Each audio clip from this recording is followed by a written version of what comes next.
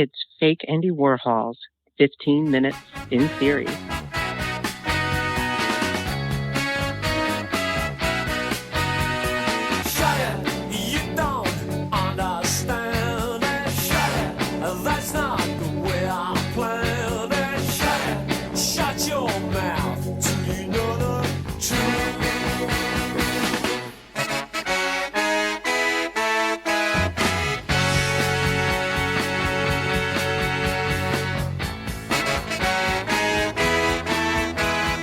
Episode 12. Whatever Happened to the Western Literary Canon? Part 1. Harold Bloom, etc.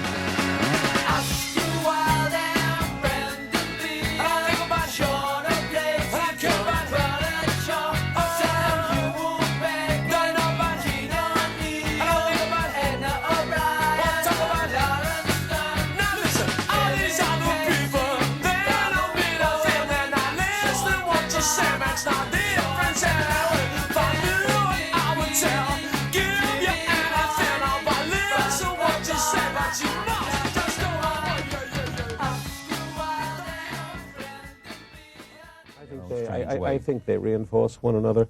I have received as many nasty letters from neoconservatives who denounce me because I refuse to say that the function of studying canonical works is to reinforce our moral suppositions or our... Let me just, what do you mean by canonical works? I mean, I assume we're talking about the Western canon and those that you have listed here, 26 of them, but... Well, the canon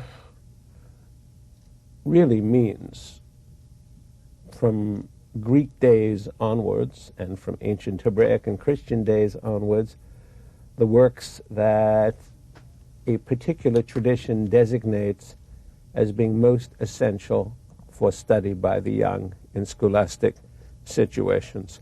The subtitle of this book of mine is the Canon. Canon.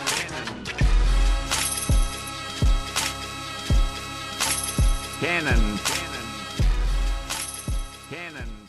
Most of this podcast and the next were recorded in early February 2023, and only now in late summer 2023 have I found time to edit and compile the audio files. This current episode deals mostly with the critic Harold Bloom and the notion of the Western literary canon. Bloom was born in 1930, and his first notable book was 1973's The Anxiety of Influence. The whole point of a canon is to purposefully limit scope, and yet, as usual in my ventures, I have exceeded the proper, reasonable, expected length. The original recording time was so long and required so many addendums and footnotes that I've had to split the program into two parts. The next episode, which will be released probably a few weeks after this one, also draws from the same February 2023 recordings and will center around a comparison between the authors Ayn Rand and Thomas Pynchon, in particular their works Atlas Shrugged and Gravity's Rainbow. I want to thank my audience for still being interested in what I have to say after such a long break, and I hope that these episodes will not destroy that interest. In the meantime, I have written and published a series of essays on fakeandywarhol.substack.com, and I have continued to post sporadic memes on instagram.com/fakeandywarhol. I've also been making notes for future productions. Thanks again for listening, and I hope you get something out of this. Canon. Canon.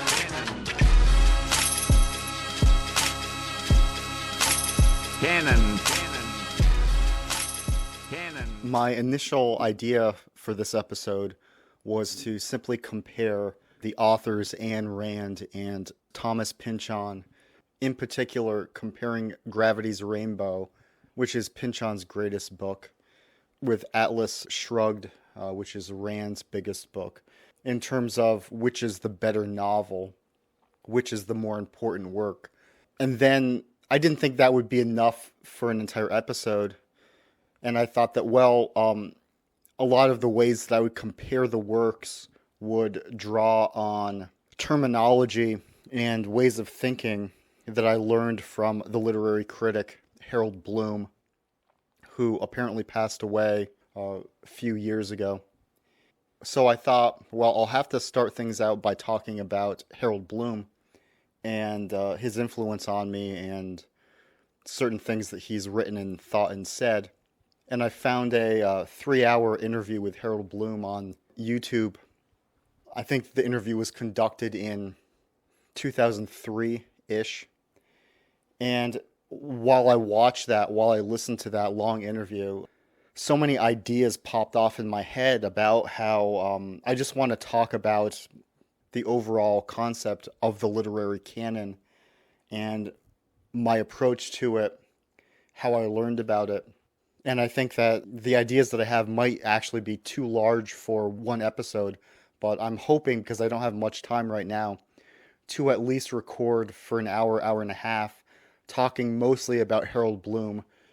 I will get into that material by talking about my own history with reading and approaching great written works.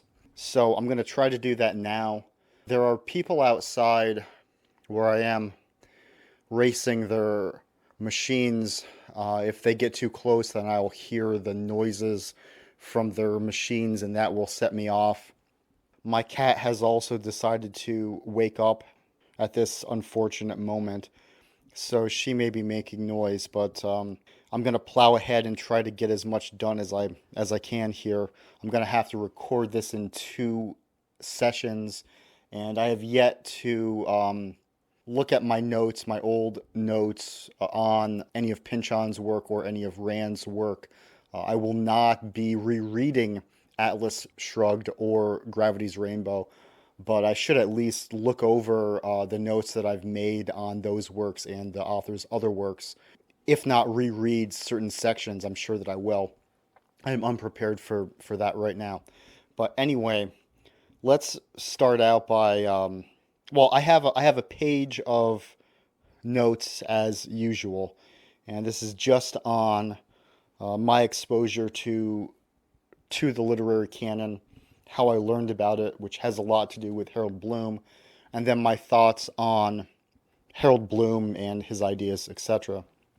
Footnote. Just a disclaimer that, of course, I'm going to be expressing very strong opinions on art and culture, and I don't expect other people to agree with me on everything.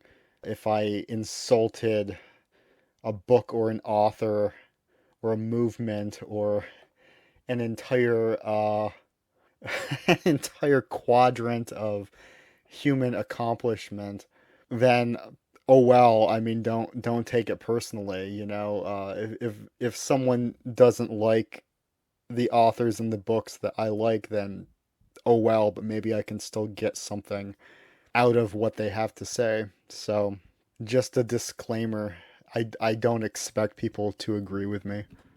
Open parenthesis. As usual, some of what I say is a bit facetious, and I trust the audience to discern when I'm being serious or not. Like how the title of the podcast, 15 minutes, it references the Andy Warhol quote, but I've used it because there's never any way that I can limit myself to 15 minutes, and the running times just keep exceeding and exceeding. And I know it's an implicit imposition to put out media that's so long. So don't think I don't know that it's a big ask, and I appreciate whatever time anybody gives me. I put things out the way that I do because this is the way that I want them, and because it's how the stuff should be presented. I have great confidence in my content and its worthiness and worthwhile ability, and it should definitely be presented in as laborious, monotonous, and formidable, unappealing way possible. I've striven to great lengths to make sure that those qualities are foregrounded in all of the content that I put out. Closed parenthesis. End of footnote. So I read a lot when I was a child. I was always either being read to when I was very young or reading books on my own. I could probably do an entire episode or two on works for children, books that I read when I was very young. But we're going to jump to what people think about when they think about literature or anything like it. And I wanted to touch on the phenomenon, the cultural phenomenon of the novel as read in English classes, especially high school classes, but into undergraduate studies also. And this started when schooling started. It was certainly up and running in the post-war era, and at least in the United States and I think in most other countries. The new world that we found, the new era that we found ourselves in post-World War II, one of the features of it was the novel. Footnote. Note that I'm not talking about the popularization of the novel itself, which goes back to the 1700s even, but rather I'm talking about the practice of reading novels as part of schooling, the very regimented, usual, habitual practice that escalated and became more and more popular, more and more widespread as schooling, public schooling in particular, became more and more regimented and chopped up and defined and cookie cutter itself from the beginning of the 20th century, sure, but especially in the post-war era. End of footnote. And the novel, in italics, that people read was usually anywhere between 150 and 300 pages long, and you found them all over the place, and you still find them all over the place. And that's a format that obviously, arose to prominence with mass production. And after a few centuries after the printing press, when you had a mass audience, you could sell these things. And it was a very popular artistic format to produce and consume. And I know it sounds like I'm talking to fucking aliens. It sounds like I'm describing the fucking novel to aliens, but the popular novel, that's what it was. Earlier, I guess we're going to go into this.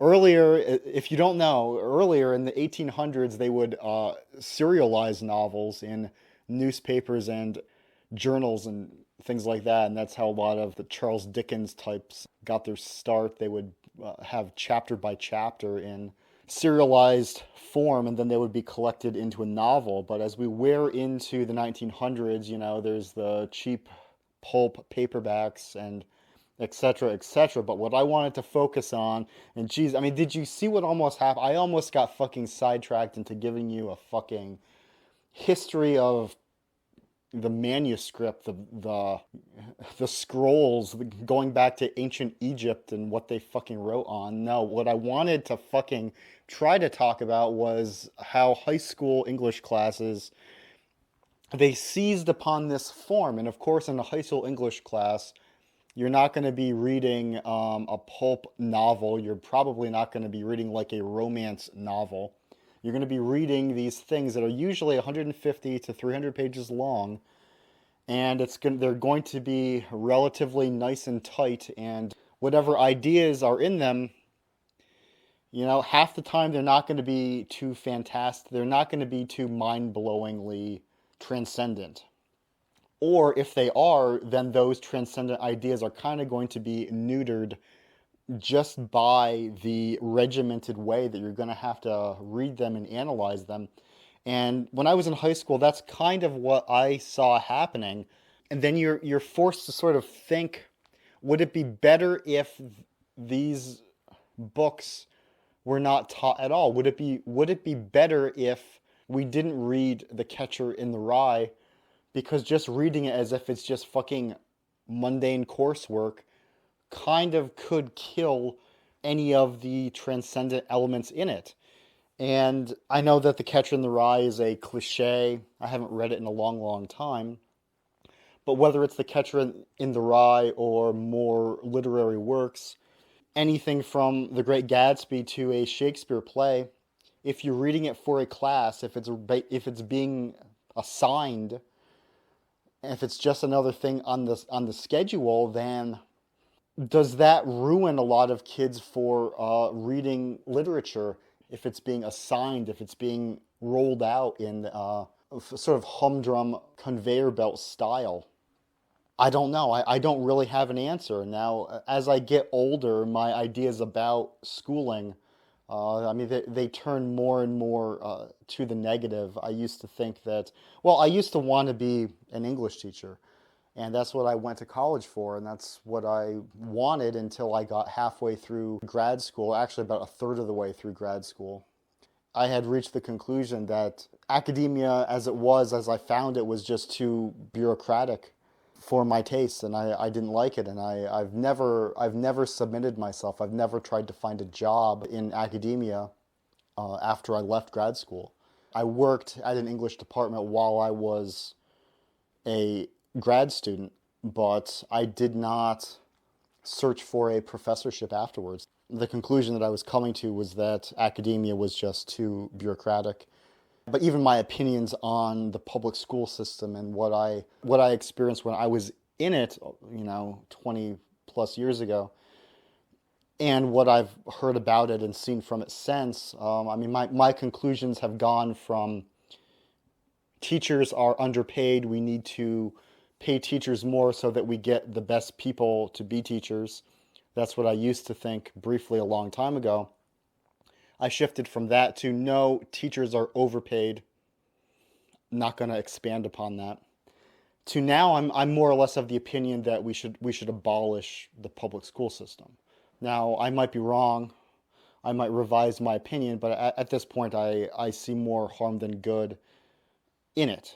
But what I just said is an example of something that I will probably cut out from the podcast. Footnote. My plan would be to simply give the children the $15,000, $20,000 per student per year, or whatever it costs taxpayers to fund public schools that have absolutely at this point proven themselves incapable of churning out decent citizenry. So I would give, if you really care about the kids, I would just give them the money that you spend on these bloated, disgusting public school systems. I would just give the money to the kids. They can receive, roughly whatever it would be, $30,000 a year from the time they're 5 years old to the time they're 18. And they can invest that money however they want. They can use it to start a business, start savings accounts. They can use the money to hire tutors. They can use the money to or use the money to purchase tuition at a reputable school. They could do that too. But no, I think mandatory public schools and just public schools in general are absolutely not serving the children well. And the problem is not funding. The problem is the problem. The problem is just this. Let's just play it safe and say the problem is the system, man. We'll say that. End of footnote. But even when I was an undergraduate and I was reading, I took an independent study with a professor that I had taken other classes from, and this professor was very well versed in the literary canon. So he was a good guide through it, and at one point I had already read Gravity's Rainbow prior to taking the independent study from him, but I wanted to reread it because I knew that there was a lot there and I didn't get all of it just from reading it once. So I reread Gravity's Rainbow under that professor. I read it on my own, and I don't know if it took me a week or two, probably two, and it's like a 600 or 700 page book depending on the edition. And when I got through with it, I mean, it was a big book with a lot of ideas in it, and we were getting at the ideas, we were discussing the ideas, and I either wrote an essay, a substantially long essay on just Gravity's Rainbow, or I was incorporating that into a larger essay on other books that I had read that semester. I forget when that came, but in other words, there was a lot that I was doing with paying attention to that book. And when I got to the end of it, we were in agreement that this is a great book. This is a big book. There's a lot of ideas in it, and the professor could see that I was getting a lot out of it. I was uncovering information. Not that I was the first person to ever hit on these ideas, of course, but he could see that I was getting something out of it, and I was producing ideas that were good. And we met for an hour or two whenever I would meet with him. And I remember towards the end of the meeting we had, after either the rereading or after the essay that I wrote, I was just enamored with the book. I said towards the end, I really would like to reread this. I feel like I'm close to a larger breakthrough in my understanding of the book and of the themes of the book, which are huge, and we'll get into that later on. Footnote. In particular, I thought Gravity's Rainbow held secrets about this hinge point of human history, World War II, and the technology that developed from it.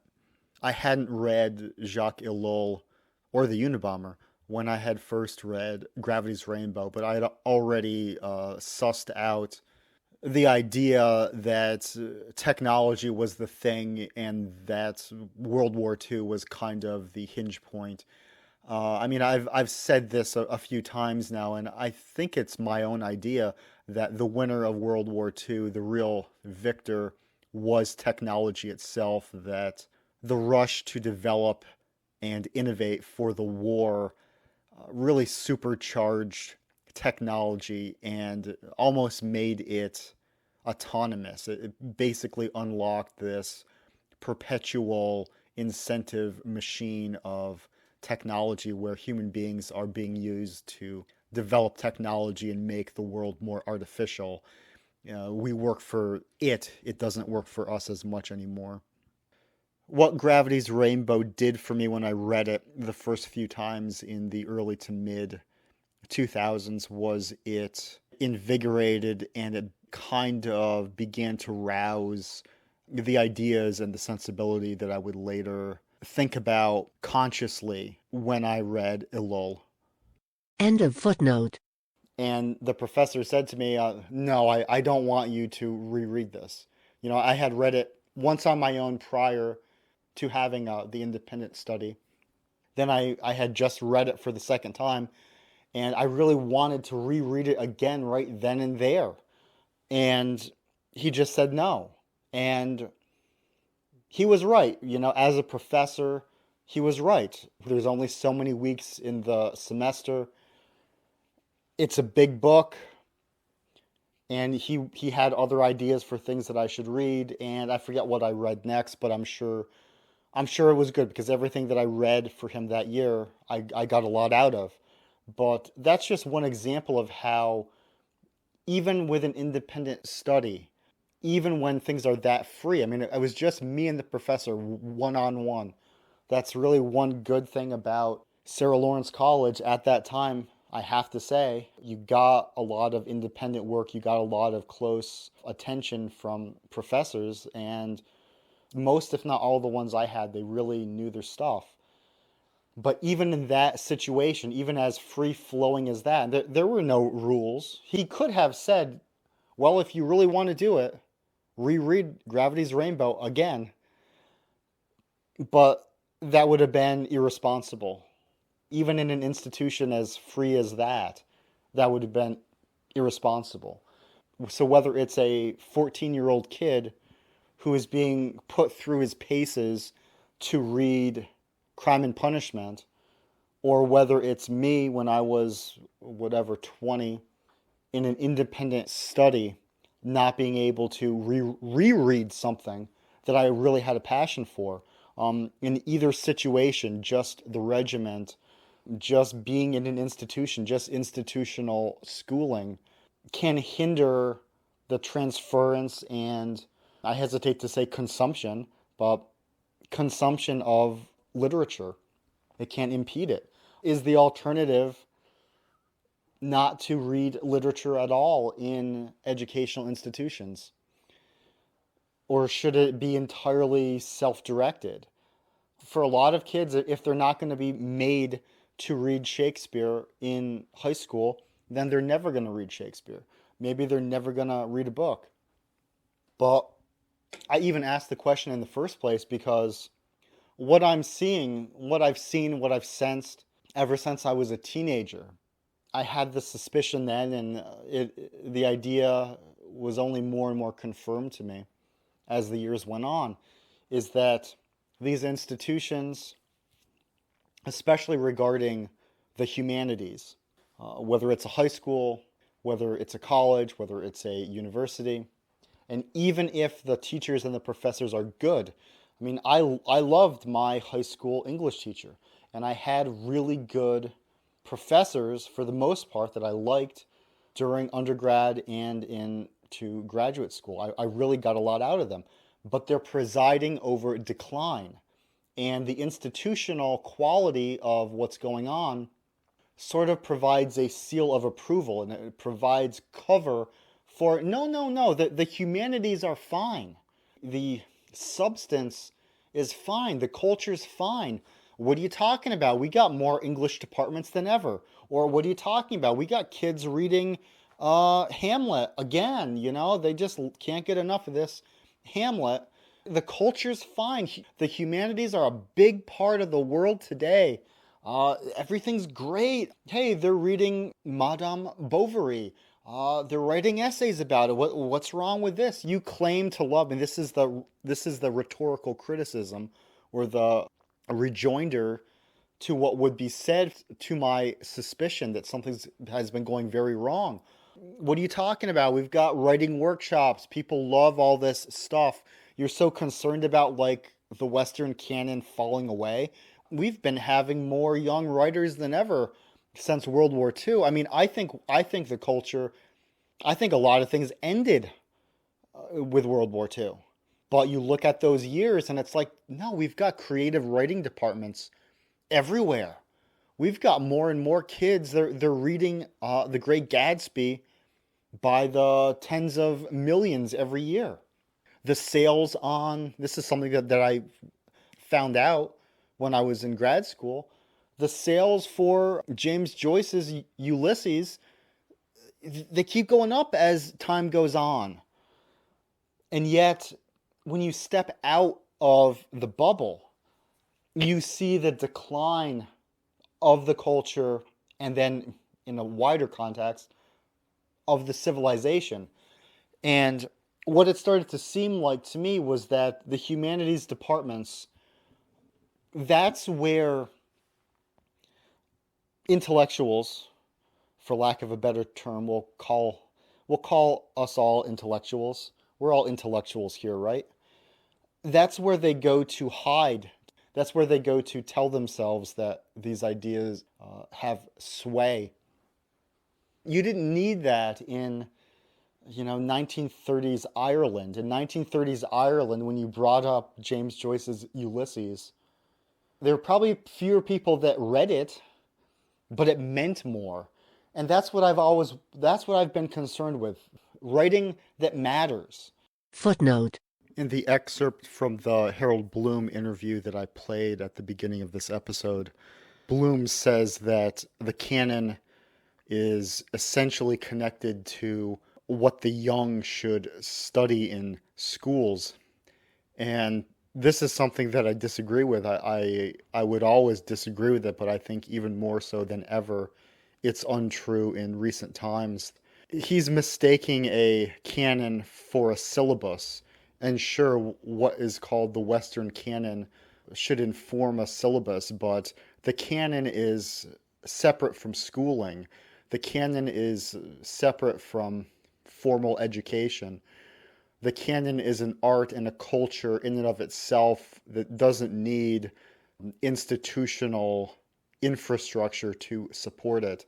It's a mixture of art and artists and an audience that's receptive. It doesn't necessarily mean self-conscious study. as much as it means artistic influence and appreciation of culture from an audience that isn't necessarily paying for the privilege of consuming. If you think about other artistic endeavors, think of the canon of hip hop. You don't need a school. You don't really need a formal school for there to be a canon of great rappers. They already have a canon. They have a canon, and there doesn't need to be a school behind it. Certainly not a formal school. Think of even the great baseball players and the storied history of baseball. There doesn't need to be a formal structure to support it. This reminds me of the John Lydon sound clip and the quote that I've used so many times, that Johnny Rotten's problem with rock and roll was that it was becoming too much like a church. It is too much like a structure, a church, Yeah, but there was a religion, a farce. a time when you did not feel that way. What made you change No, it? I've always felt this way. There doesn't need to be a real church behind a canon. That's not even to say that all churches are inherently negative, but there doesn't need to be, certainly not when we're talking about art and culture. In more recent times especially, what I'm getting at is that far from the canon being essentially connected to education and institutions of higher learning, I think that the universities have become where art and culture goes to die and to become irrelevant. So therefore, in a way, literature needs to be rescued from the universities. Culture needs to be freed from the prisons of the colleges and the universities. That's what I see it. I see their purview almost as a hostage situation. And all of these authors, all of these great authors, they didn't need universities. Some of them were helped by their positions, sure. But James Joyce didn't need to be associated with a university to write what he wrote, to be influenced by the influences that he had, and to reciprocate in a tradition. There didn't need to be a university. There didn't need to be a institution in which Shakespeare had to pay tuition. Now you can say that there was patronage, sure, but we know what we're talking about. We're talking about routine, cookie cutter, formalized learning. And it is antithetical to the spread of high culture. You don't really need them to create great art and literature. You just do not. And the hyper education, in quotes, mindset that we've had in the West for the last 80 years or so, with more and more and more and more universities, that has been accompanied by a cratering of great culture. And that's not an accident. It's not an accident. There is an inverse relationship between the university education system from the mid-20th century onwards, actually from the early 20th century onwards, an inverse relationship between that and great works of art and literature. Open parenthesis. The masterpieces that we've had, or to be more exact, what passes for masterpieces, have been created separate from formalized learning. Open bracket. That reminds me of that movie, School of Rock, with Jack Black from around 2003. Something like that, even a movie of that, it's only possible because the art form behind it had become too rigid and had started to decay. And I'm sure that there actually are courses in universities on rock and roll now, but from the early 21st century on, rock and roll as it was known, sure, elements of it continue, but as a cultural force, it is not vital the way that it was. There were a lot of documentaries in the early 2000s and the late 90s that basically could tell the story of rock and roll from the beginning to the huge flowering with Elvis and then they used Kurt Cobain as pretty much the end. And even though the grunge wave in the early 90s was not the most original thing, I think in some ways it was kind of a warped redo of the punk movement. But regardless, it pretty much ended there. It ended in the mid 90s. And whatever came afterwards, yeah, sure, there were big rock albums afterwards, some, but the art form was deteriorating and it was running off its fumes. Again, yeah, there are still elements of rock and roll that appear in popular music now, but it's definitely not the big force that it was.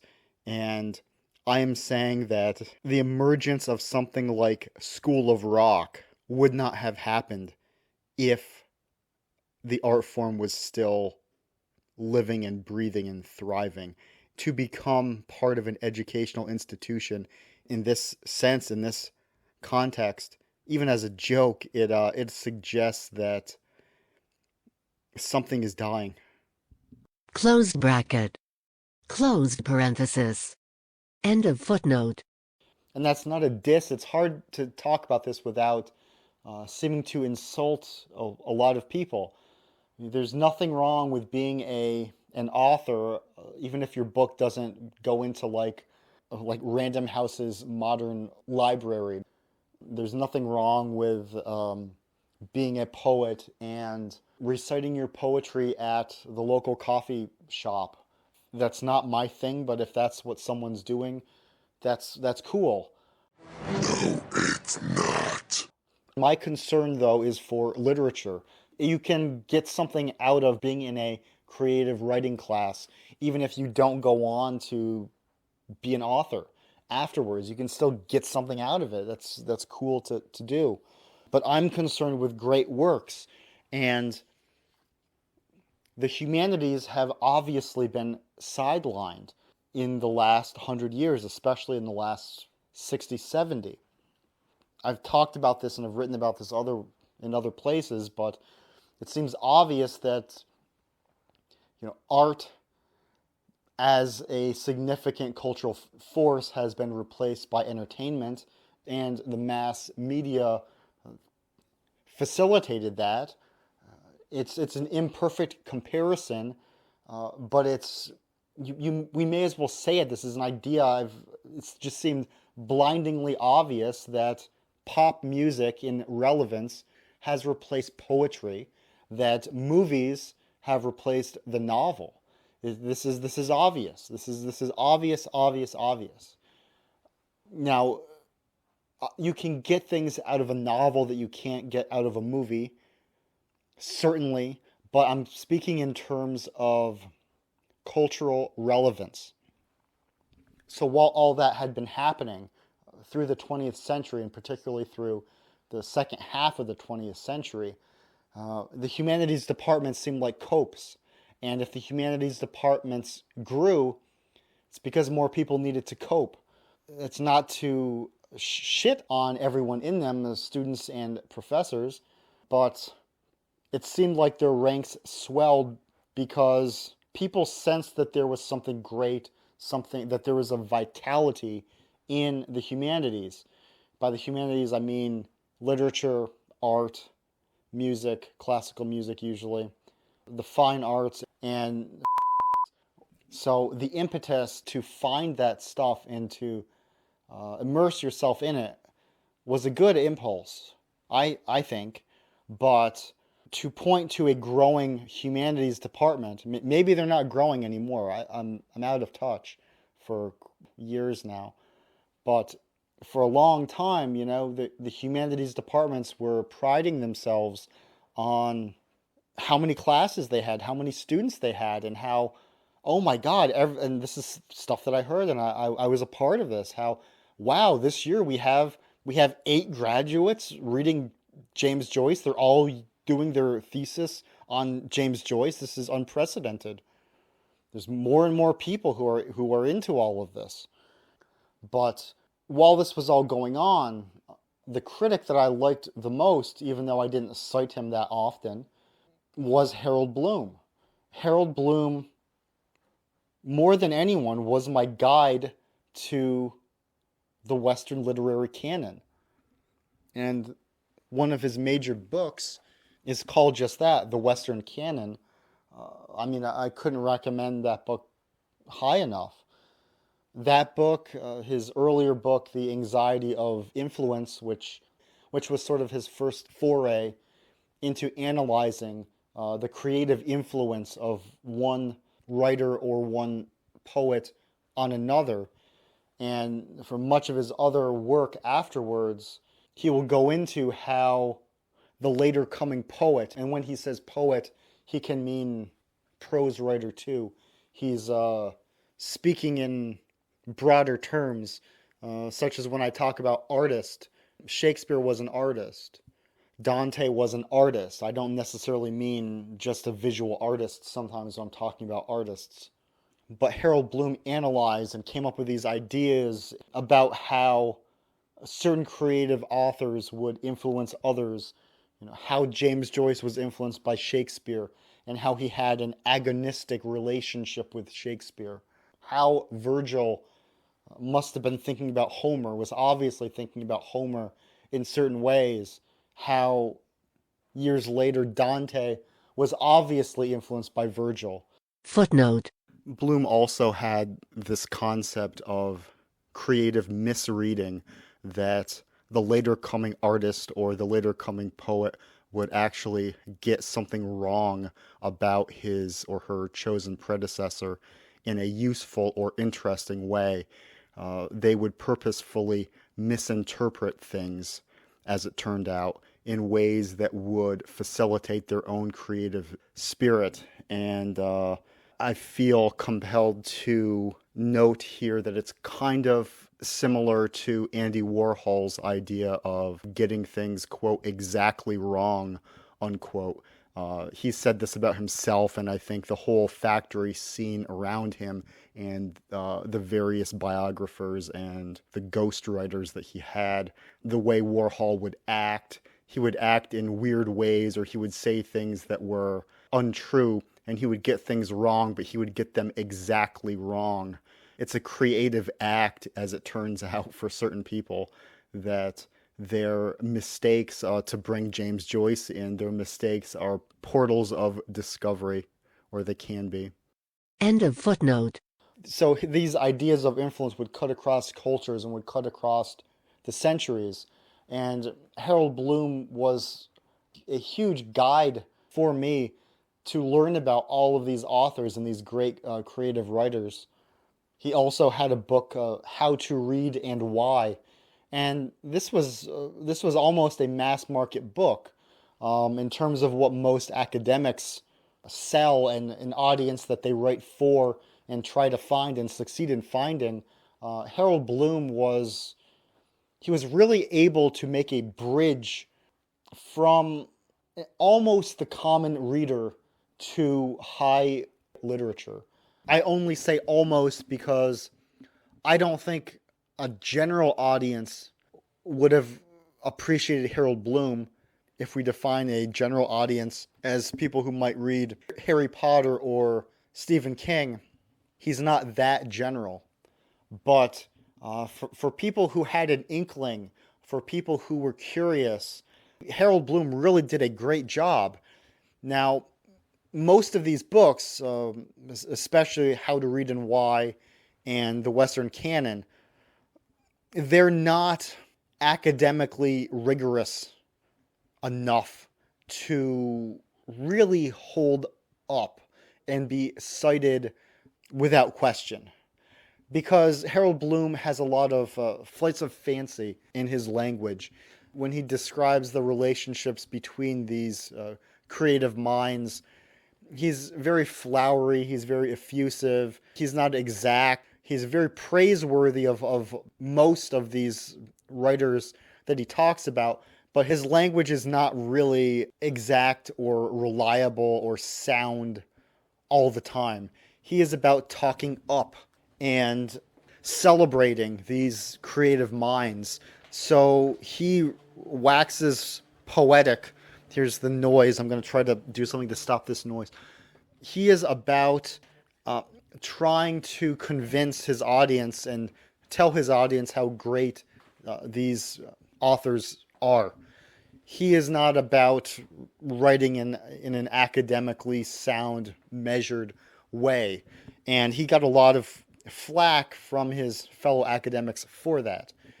And I can see where they're coming from, but I think that his attempts to popularize the Western canon and to explain what the canon is, what the point of having a canon would be, and who is in it and why they're in it, I think that he did an immeasurable good in doing that. And even though, I mean, if I wanted to nitpick Harold Bloom's aesthetic taste, I could do so for hours and hours and hours and hours. But I think that just the raw way that he popularized these ideas and these authors and kept their names out there was great. Two other books that he had that were quite well known in the early 2000s, early to mid 2000s. Well, there's one called Shakespeare, The Invention of the Human, which basically his argument is that Shakespeare's language and Shakespeare's plays invented the human race as we know it, like the human mind. Now, that's very tenuous, and I would question that.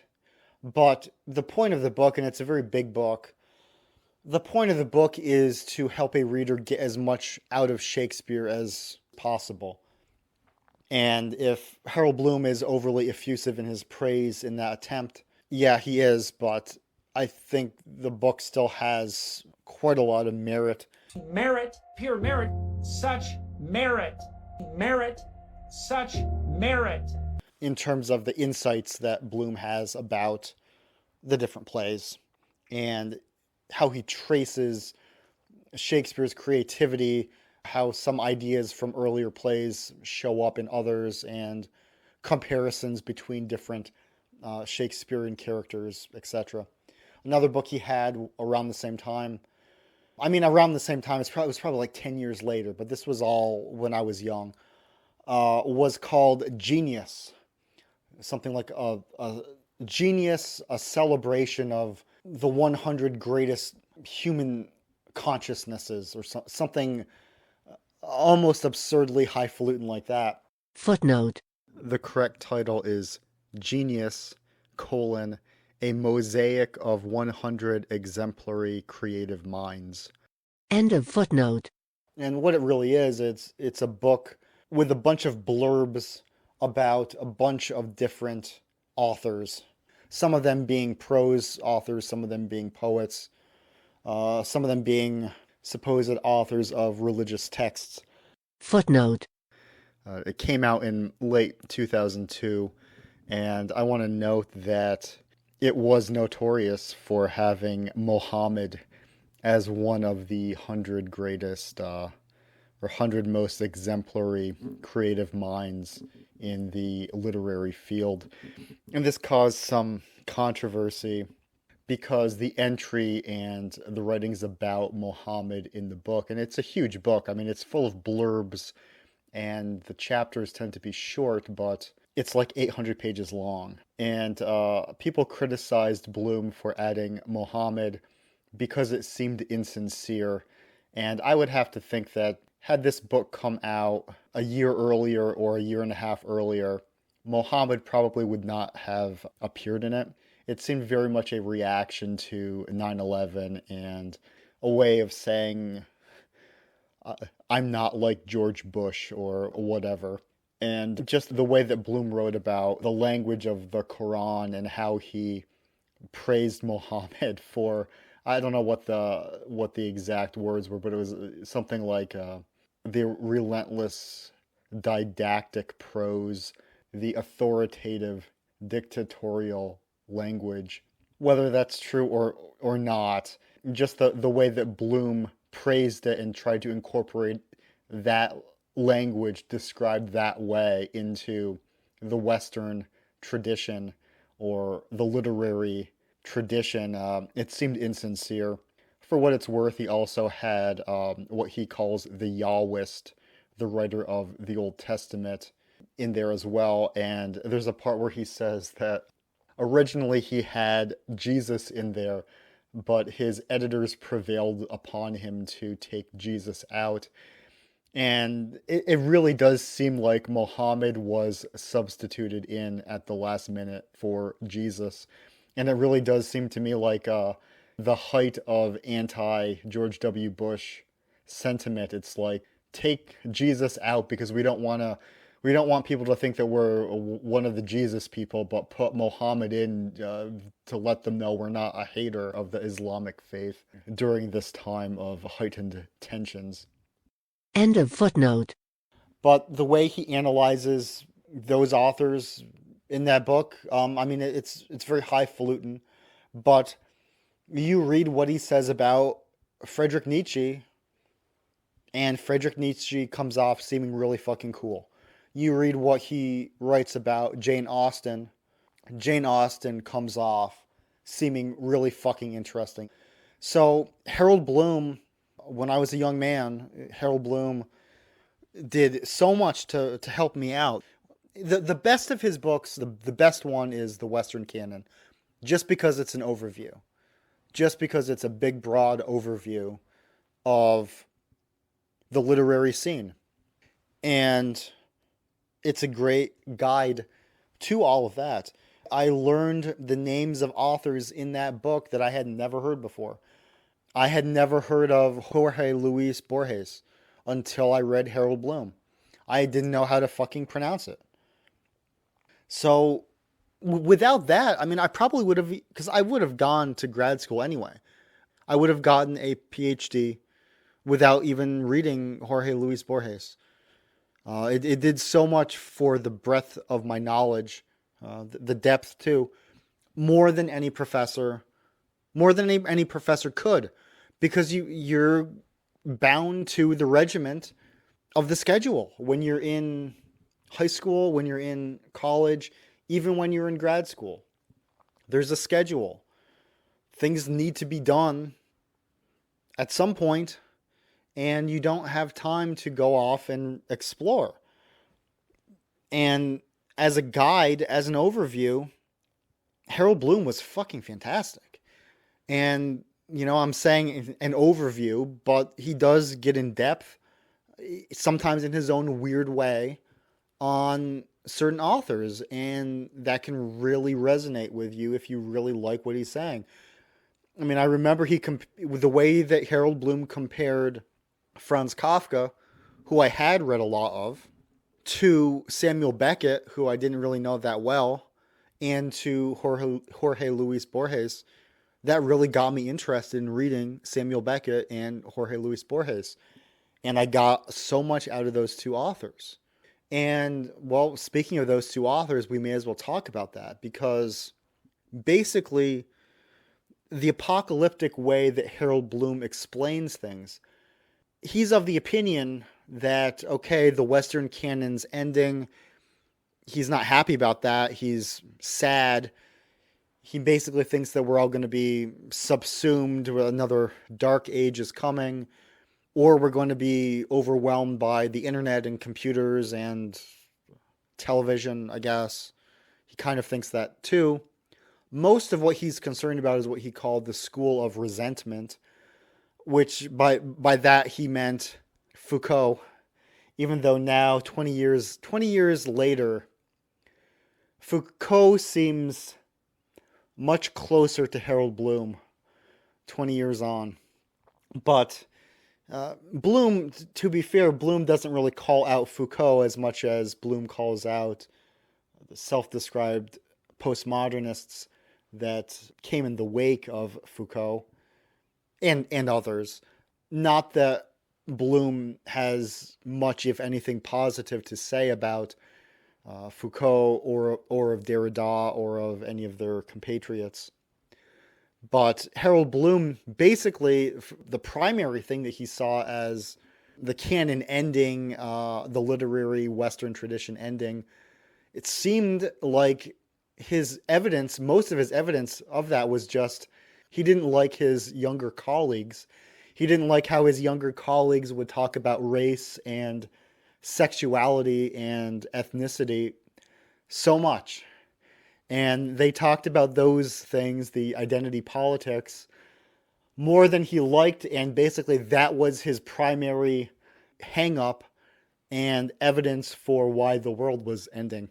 My complaint is simply with what has happened to the departments of what I would like to still call literature, but they mostly are not, or many of them are not, or only in part are they that.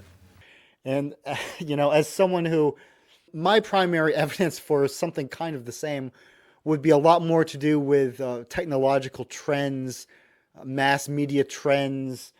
And it's not as though Harold Bloom didn't realize what the mass media was. It's not as though Harold Bloom didn't have reservations about mass media. He didn't like the media themselves. I'm not very happy with the media. I remember hearing and reading him complain about the way the newspapers delivered the news.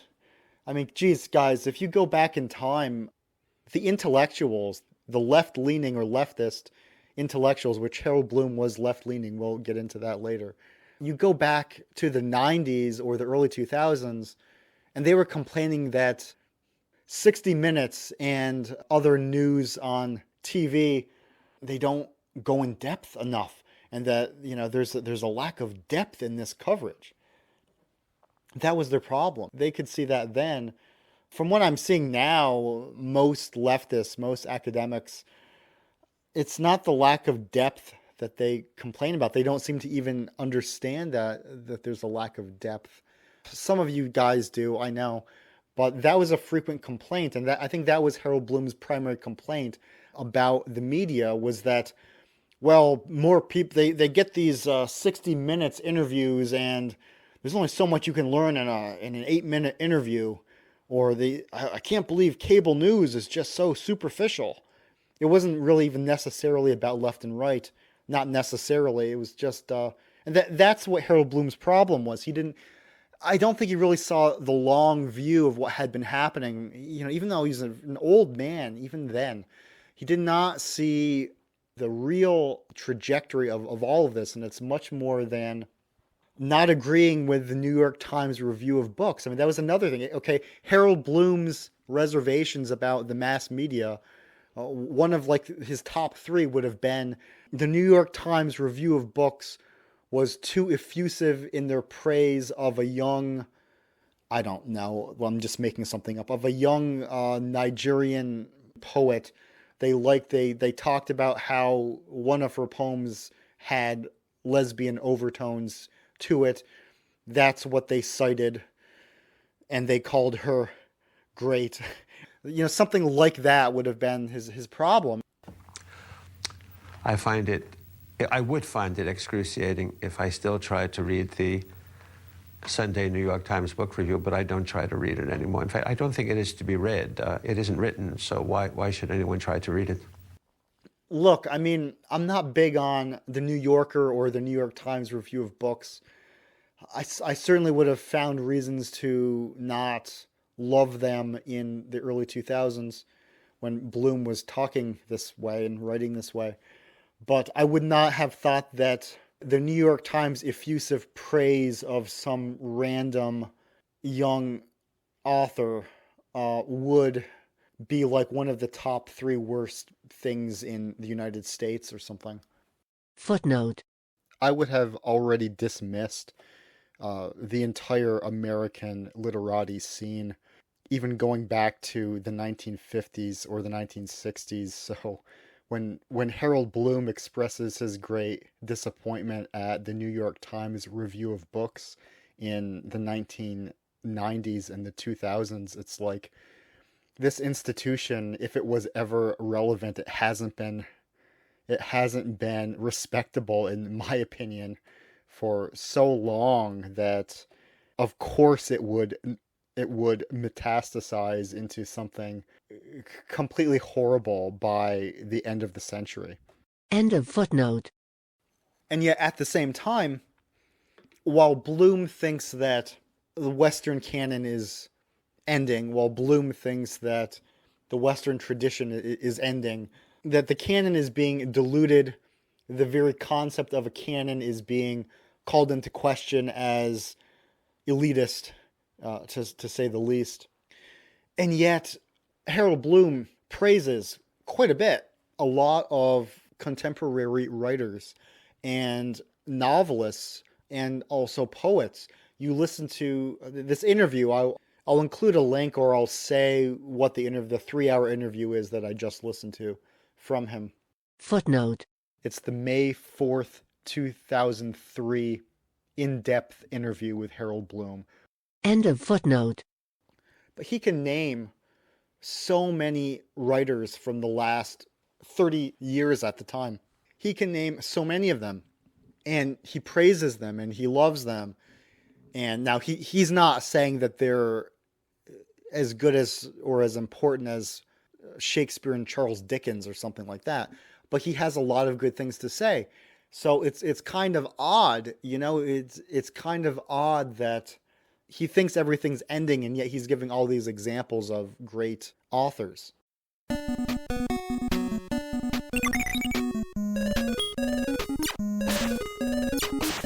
What I would say is that after World War II, literature doesn't really matter. That the culture has splintered, that technology, the autonomous development of technology, has superseded humanity as the prime driver, the apex predator on planet Earth. And that is why the humanities are not as authentic, let's say, as they were. When T.S. Eliot wrote The Wasteland, that fucking mattered. There have been a lot of poets, and Harold Bloom could point you towards them. A lot of poets who, in the last 50 years, they have these ersatz epics. They have these great works, but they're not The Wasteland. The Wasteland could speak for the culture that it was in. The Wasteland was written by someone who really understood the culture he was in. And The Wasteland was written with transcendent, vital aspects of humanity at large in it. And it's hard to find a work after World War II that can really check those three boxes. How can you speak for the culture when the culture is increasingly big, when the culture is infused with a lot of different people? How can you speak for the culture? Do we even have a cohesive culture? Great literature speaks to the culture that it's in. And how can you even know the culture that you're in when it's so big and so complicated? And when there's over communication. Claude Lévi-Strauss, when he was writing about mythologies and he was looking at past people, he was saying that a necessary ingredient of mythology, big culture, big lasting culture making, you could call mythology, was that it was created in a setting of creative under communication. This is one of the most important ideas, I think. This idea has been in my head ever since I read that, and it explains so much. Real mythology comes in a setting of under communication. What we have now with mass media and mass technology is over communication. So, look, when T.S. Eliot wrote The Wasteland, T.S. Eliot wasn't really in touch much with, let's say, street urchins. He knew there were street urchins. Charles Dickens was in touch with street urchins. Charles Dickens knew quite a bit. But did Charles Dickens know about like the experience of, I don't know, ex-slaves from Jamaica or something that came to England at the time? No, but those voices were not heard. It was a condition of under communication. And T.S. Eliot might have known about street urchins, but T.S. Eliot didn't really. There wasn't an internet then for street urchins in 1920 to have Twitter trendings, you know? So when it's not as though like the past works were completely perfect. They're not, and they didn't really speak for everyone, but there was at least an illusion that they could have. And there's a sense that they were something to aspire to. But the more communication, the more over communication, the more difficult it becomes to build anything up. Because the connections between the different people in the culture and the different subcultures, it just becomes too much. Footnote. It's not about trying to go back or wanting to go back. I don't want to go back. If we went back, we would just go to a time period that resulted in the present moment anyway. It's about taking stock of where we're at, seeing how culture and trends change, and trying to understand it to aid the individual or help understanding in the present. It's not about bemoaning the fact that culture isn't exactly the way it was 50 years ago or 100 years ago or 200. It's not about excoriating the present either. It's about understanding what has happened, but not giving the present a pass. End of footnote. So there's so much over communication. There's so much communication that it's over communication. And it's difficult to have confidence. It's difficult to try to throw your arms around the entire culture that we're in now.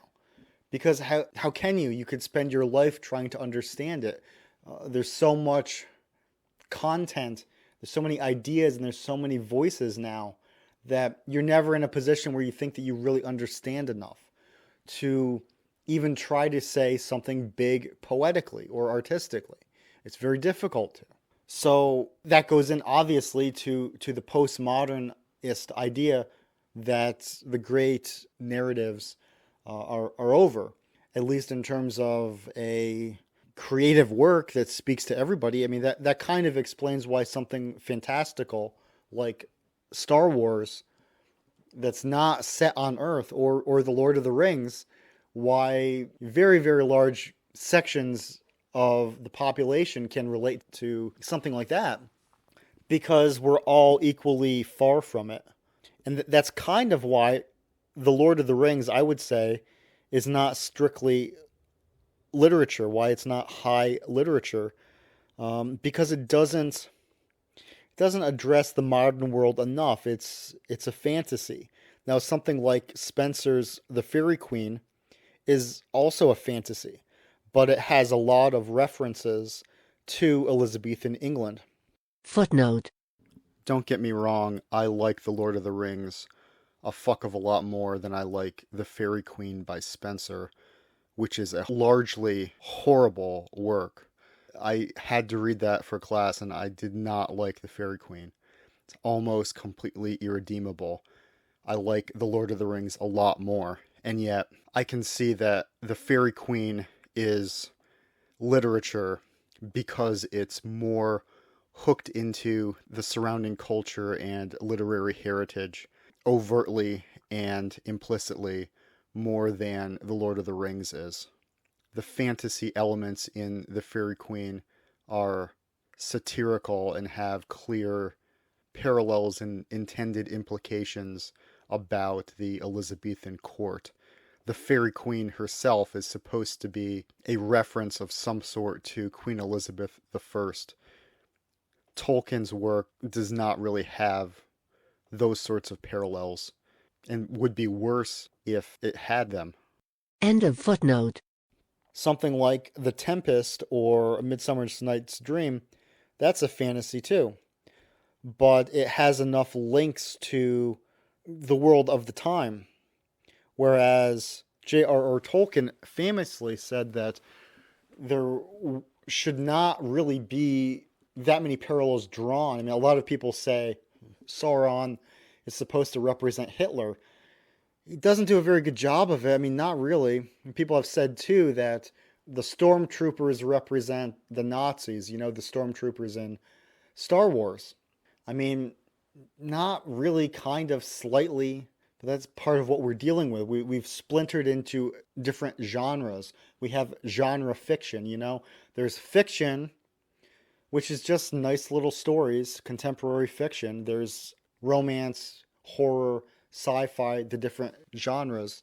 Then there's literature, which is stuff from the past that really threw its arms around the big cultures at the time. And we don't really have that anymore. That's why I wanted to talk about Gravity's Rainbow and Atlas Shrugged, because from the second half of the 20th century, those were two books that tried to be big books and did a pretty good job of throwing themselves around the culture and explaining in their own ways what the culture was, what the ideas were. They tried to say something. They tried to sum up what was going on, and there was a trajectory, and there were transcendent ideas. I mean, you may not like Ayn Rand. I'm sure most people listening probably do not like Ayn Rand. Maybe I'm wrong. But she definitely tried to say something. She tried to throw her arms around as much of the civilization as she could, and she had transcendent ideas, absolutely. But that becomes more and more difficult the more complicated the culture gets due to technological development, due to mass media, due to a lot of different voices. That's the Finnegan's Wake idea of Here Comes Everyone, that we're in the age of the people where all of the people are going to get to talk. And if all the people talk, then is it just a chaotic cacophony? Well, it certainly can be, and it's tough to make a great work in a chaotic cacophony. Footnote. As far as any sorts of issues related to multiculturalism, the greater problem is not the different cultures and the different people, but the technological means of smashing people together, resulting in societal dysfunction. All of these issues are too big to get into. I mean, I just want to talk about the Western canon. And yes, it's mostly Eurocentric. That's not a fucking shock.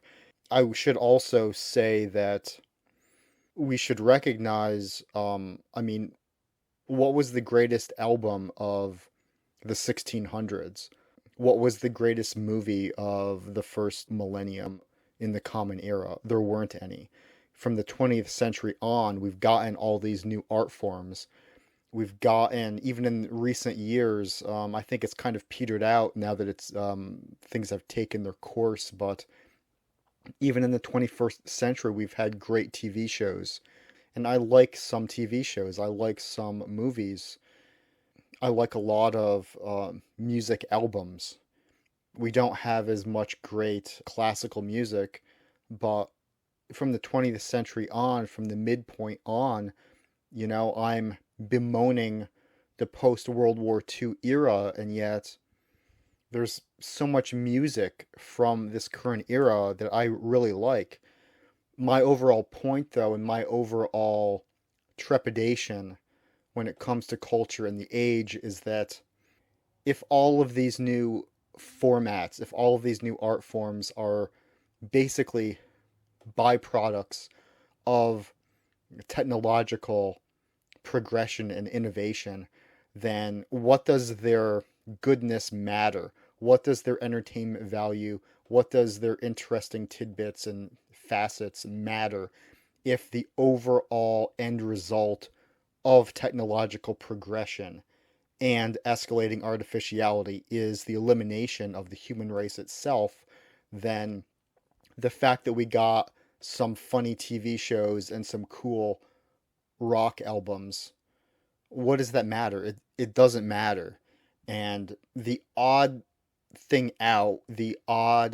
aspect to note is that despite all of these new art forms, the pre-existing one of the literary epic and the great literary work, the current era cannot produce anything in that regard to that high standard.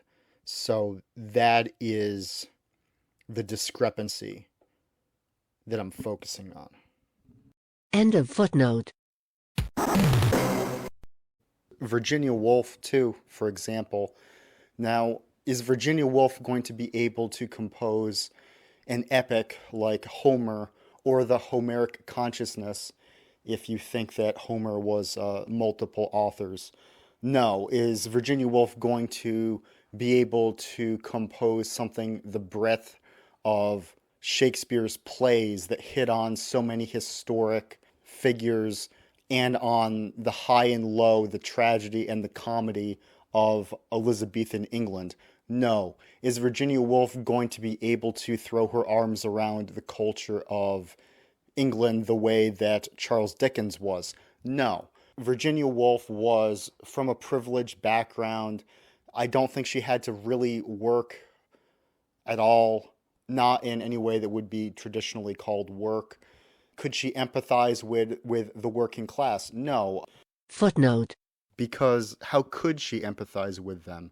It isn't even bad that she can't, but the assumed expectation that we have now that people should always be trying to empathize with others, there might be good aspects to it, I guess, perhaps, but it isn't even a bad thing that Virginia Woolf couldn't empathize with other people. It was part of who she was, and her inability to do that certainly made her quite an unpleasant person, and yet that's who she was. And the coldness at times, the strident personality, it also brought forth her creative work and her ability to word-eyes different consciousnesses.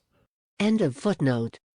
She was a Fabian socialist, and I think part of the reason that she was a Fabian socialist was for psychological reasons. She can't really empathize with working people, but she calls herself a socialist, and in that way, she thinks she's doing a good job for the whole of society. But nonetheless, Virginia Woolf, coming from a skewed point of view, she still understood the culture that she inherited.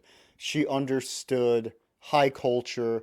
She understood the great works and the triumphs of the civilization that she was born into. Now, she had resentments on the one hand.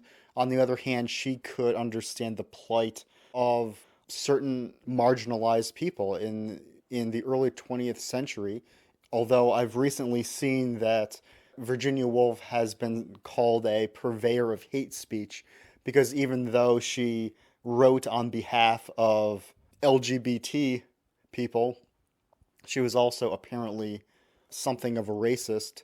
So when I was younger, Virginia Woolf was held up as someone who was speaking for the marginalized. And now it seems that that idea is a bit more complicated. I mean, I think that Virginia Woolf, as a person, was pretty horrible. But nonetheless, because she understood the culture that she was inheriting, I think she has a lot to offer. I think that the culture she created, the books she wrote, they are quite worthy. They are good examples of what was possible in the early 20th century from a consciousness that was steeped in culture and knew about history and about the literary legacy that she was trying to be a part of, the canon, in other words. Now, hardly anyone knows about anything. Virginia Woolf didn't know everything at the time. She couldn't empathize with everyone at the time, but she was educated, she was smart, she had something to offer, and she could convey certain types of consciousnesses that were innovative and worthwhile. She knew what she had to work with, and she added to it. Now people don't really know what they have to work with. People don't know the culture that they've inherited, and it's just going to waste. But you can hardly blame them when they're so distracted, when there's so much over communication, when they have all sorts of input coming at them from every which way, and yet nonetheless they don't really understand the world that they're in. And it's because, in no small part, because of the proliferation of an artificial habitat, where we don't understand where anything comes from. We don't understand the culture we've inherited, but more pressingly, we don't understand how our technology works. We don't understand how our cell phones work. Not really. Hardly anyone understands hardly anything about it.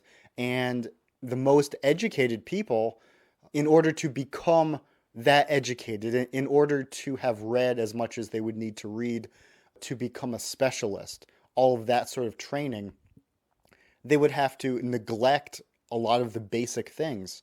And so you have a lack of understanding. You have more things to not know anything about.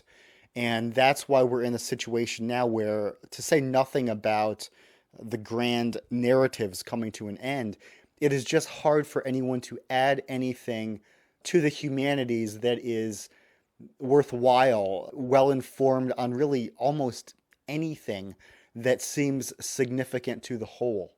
And Virginia Woolf or T.S. Eliot or Charles Dickens, despite their imperfections, they had something to offer, and they knew more than a little bit about the world and about history, and they could convey it and bring it to bear to an audience that made the world around them make a little more sense, be a little more interesting, even as they were dissidents.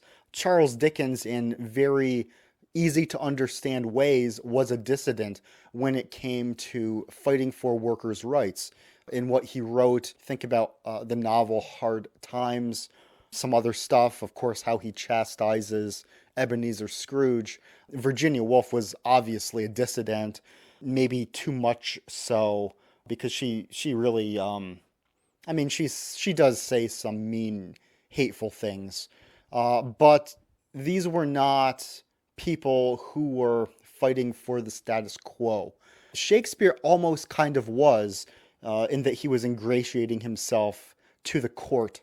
But T.S. Eliot, you talk about, this was 100 years ago, and the world was, let's say, much more conservative then, and of course T.S. Eliot was conservative. And yet, T.S. Eliot isn't happy with the world as he sees it. The T.S. Eliot of The Wasteland, and even the T.S. Eliot of Four Quartets, which is his best work, Four Quartets by T.S. Eliot. I know I've mentioned The Wasteland more. The Wasteland is mentioned more often, but Four Quartets really is T.S. Eliot's masterpiece. And even though in the Four Quartets he is ultimately reassuring his audience, he is ultimately optimistic about how this will all turn out because of his religious beliefs.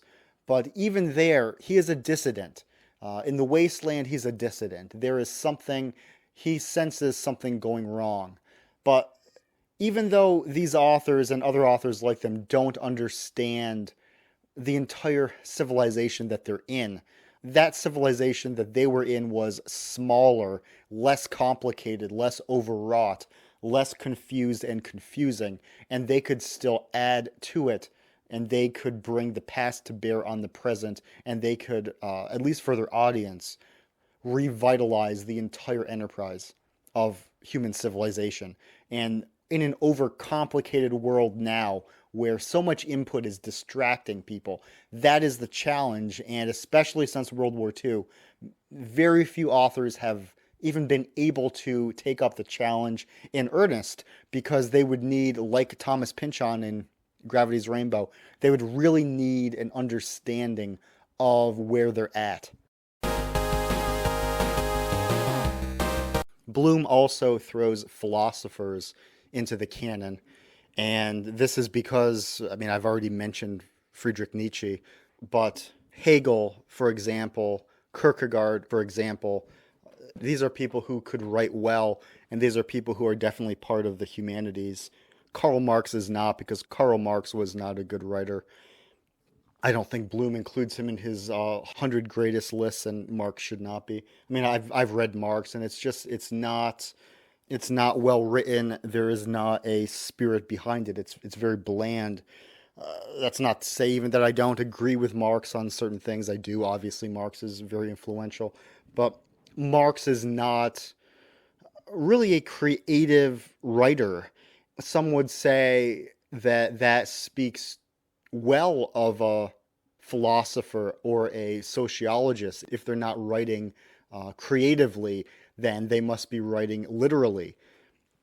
And you could say that, and yet we need imagination, we need mythology, and someone that Bloom writes extensively on, and someone who I certainly recommend the writings of, is Sigmund Freud. And that's not to say that Freud's theories were literally true, but the way that Freud wrote, Freud is one of the best writers ever. And the way he wrote was, in a sense, creatively, even as Freud was revising his concepts and his theories, even after the theories were honed and improved, the previous essays and the previous books that Freud wrote, even though they would be technically incorrect in his own opinion, they still remain very vital and well worth reading in ways that more substantive, technically true sociology or psychology texts would not be, because there's a human spirit in Freud. And if Freud is a myth maker, then Freud is perhaps the greatest myth maker of the 20th century, at least of the first half of the 20th century. Footnote. I should say something to head off any misgivings about Sigmund Freud in terms of what I've said here. Freud is not Bernays. Freud is not Wilhelm Reich. People always accuse Freud of being this underhanded force of corruption, and certainly psychoanalysis had a negative effect on almost everyone. But there are some caveats to that. See, I view Freud as an artist. I view Freud as a seeker. I view Freud as a magician. But he's tremendously creative, and they accuse him of wanting to pervert everything and wanting everyone to just have sex and sex and sex, sex und sex und sex. And that is Wilhelm Reich, who broke with Freud and who Freud did not like, and who had a lot of mean things to say about each other. That is Wilhelm Reich. Not that Reich isn't interesting in some ways, but this whole thing about wanting everything to be sex all the time and everyone needs to be free from all of their repressions, that is not really Sigmund Freud.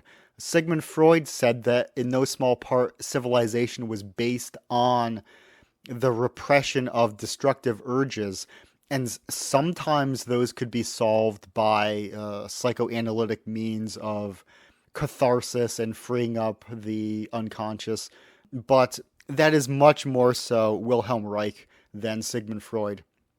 Freud did not really want to help everybody. Freud was interested in his own search, but the medicalization of psychoanalysis was the American side of things. Open parenthesis. And if you read Bruno Bettelheim's work on Freud about how he was translated into English, it was to make his work seem more conducive to strict medicalization. Whereas in reality, Freud was more in the humanities than the sciences. And I know he wanted to be a scientist in a strict, respectable sense, but he was part of the humanities. He was not a medical scientist.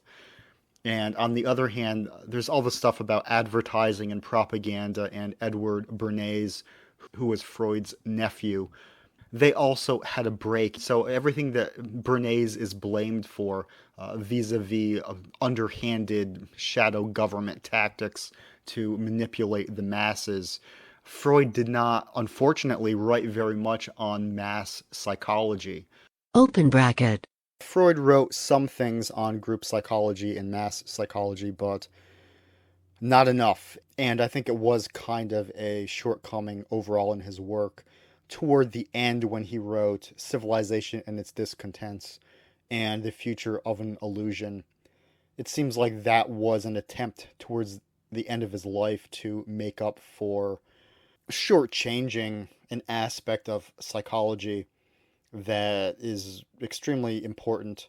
But yeah, I mean, Freud did write on mass psychology and group psychology, but not a lot, certainly not a lot compared to the immense amount of writing that he wrote on individual psychology and various neuroses. And reading Freud, it does seem like, gee, I wish this guy wrote more on mass psychology. Constantly have that feeling. Closed bracket. So that is not his thing to propagandize everyone. It just isn't. Freud's work certainly has flaws. Freud himself certainly has flaws, but he was not this extremely underhanded, nefarious, evil character that he's made out to be. Not a saint either, far from a saint. I wouldn't even say that he was a morally good person. I'm not saying he was a good person, but he does not have these nefarious, evil, malignant, knowingly harmful aspects to him, nearly to the extent that he is made out. And I think he's being conflated with Wilhelm Reich and Edward Bernays, both of whom he had well-known disagreements with, specifically for the reasons that have been laid out here. So to accuse Freud of these things when he disagreed with Reich and Bernays over these themes and did not want them to pursue these avenues related to psychoanalysis and did not want to help them in their pursuits off when they went off on their own. I mean, that's how it is. That's how it went. Meanwhile, all I'm saying is that Freud is a fantastic writer. Open bracket. And that's something, too, that the postmodernists cannot really compete with. The post-Freudians, the Freudian correctors who have such a problem with Freud sometimes, and their colleagues, they cannot compete with Freud himself as a writer. Foucault is a very good thinker and a good writer, but he's not a stylist. He's not an impressive stylist the way Freud was. Jean Baudrillard is fun to read, but he's not a master of writing craft the way Freud was. Jacques Derrida was a good thinker, but a horrible writer, and no one would read his books for their literary style, even though I agree with a lot of Derrida's takes on literature. But reading Derrida is not good. Deleuze was a good writer, especially on his own. I think Guattari was not a good writer. You mix the two together and it can sometimes be good. And they have ideas that sort of become myths, but they're not Freud. They're not this grandiose writer who was just a master of prose and of conveying big ideas. Closed bracket. Closed parenthesis. End of footnote. And that doesn't have much to do with whether Freud's ideas are technically true or if they are metaphorically true, because regardless, there is a deeper vitality in mythologies. When you call something a myth, it doesn't necessarily mean that it's false. When someone criticizes something and says, oh, that's just a myth, that's not true, that's a myth. Well, myth can mean that, or the mythology of a culture or of a civilization can mean the reigning ideas and the reigning figures. And in that sense, the literal truth doesn't matter.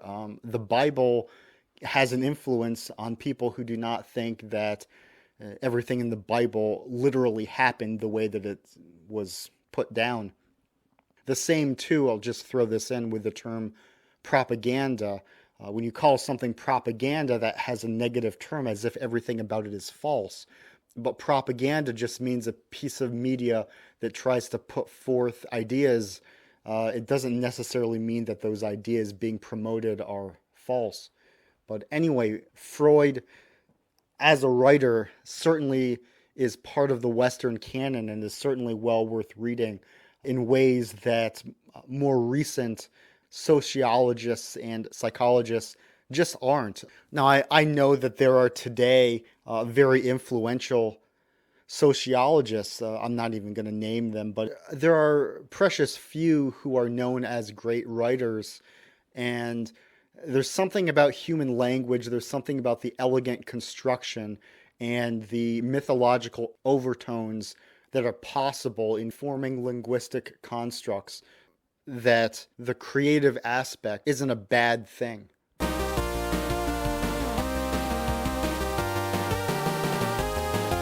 All right, I'm just going to run down, or try to run down, the rest of my notes on the Harold Bloom section so that after this I can add in the Rand Pynchon section. I have down interiority and taking on entire culture while addressing human condition. I've touched on some of this before, but the interiority aspect, that is something that has really evaporated in the last, well, especially 10 years, but longer than that, and again, probably since World War II, that there is less interiority expressed in media. And with the use of literature, one of the advantages would be to give externalizations of the interior thought processes and the interior meanings that happen in people's lives. Now, of course, some of that still happens, but especially with modernism, of course, that's what stream of consciousness was, that it gets at the interiority of human beings, and it can be just blather the way that most of my podcasts are, or it can be highly meaningful, and it can get at really meaningful things that go on in people's lives and in people's minds. Now, other art forms can show interiority, but especially literature, especially words. Shakespearean soliloquy really gets at something. And even the very long speech that John Galt gives in Atlas Shrugged, that's something that no other medium could really do. I think the actual speech, they say that if it was actually said out loud, it would be like 8 hours long of just continuous talking. But something like that, especially when these works are filled with meaning, and they're not just blather. There are a lot of more recent novels that, yeah, you get the interiority of different characters, but it's nothing significant. So you have to pair the interiority with things that matter to the culture and things that are indicative of the culture, not just I'm upset about my landlord, not just the person I'm in a relationship with doesn't understand me, not just I hate my parents, but when the interiority is paired and is emblematic and is carefully rendered in relation to larger ideas with the weight of past centuries, then it can really be great. And interiority is something that literature can showcase and develop more than other mediums. I also have Bloom writing quantity of books, but not changing anything, not altering course the way getting rid of the internet would. Yeah, for all of the books that Harold Bloom wrote, he wrote a ton of books and was the editor of a lot of collections and collections of other authors' works. And he supervised and organized assortments of essays from other scholars on different authors and themes. So he was in charge of a lot of books, and he worked hard. He worked like hell. He read and wrote a lot. And all that he did was to save literature and to argue on behalf of the Western canon. And yet it was a quixotic attempt. There was no way he was going to succeed, because all of these arguments, all of these persuasive attempts, all of these carefully thought out sentences, what does it matter compared to what technology does? If you wanted people to love Shakespeare or to love reading, you need to get rid of the internet. You need to get rid of television. Now, do I think that's going to happen? No. Do I think that even if that did happen, that it wouldn't lead to, at this point, a civilizational crisis? No, it would lead to its own sort of civilizational crisis if all of a sudden there was no internet, and if all of a sudden people couldn't put moving pictures in front of their heads constantly. That would cause a huge psychological problem, at least initially.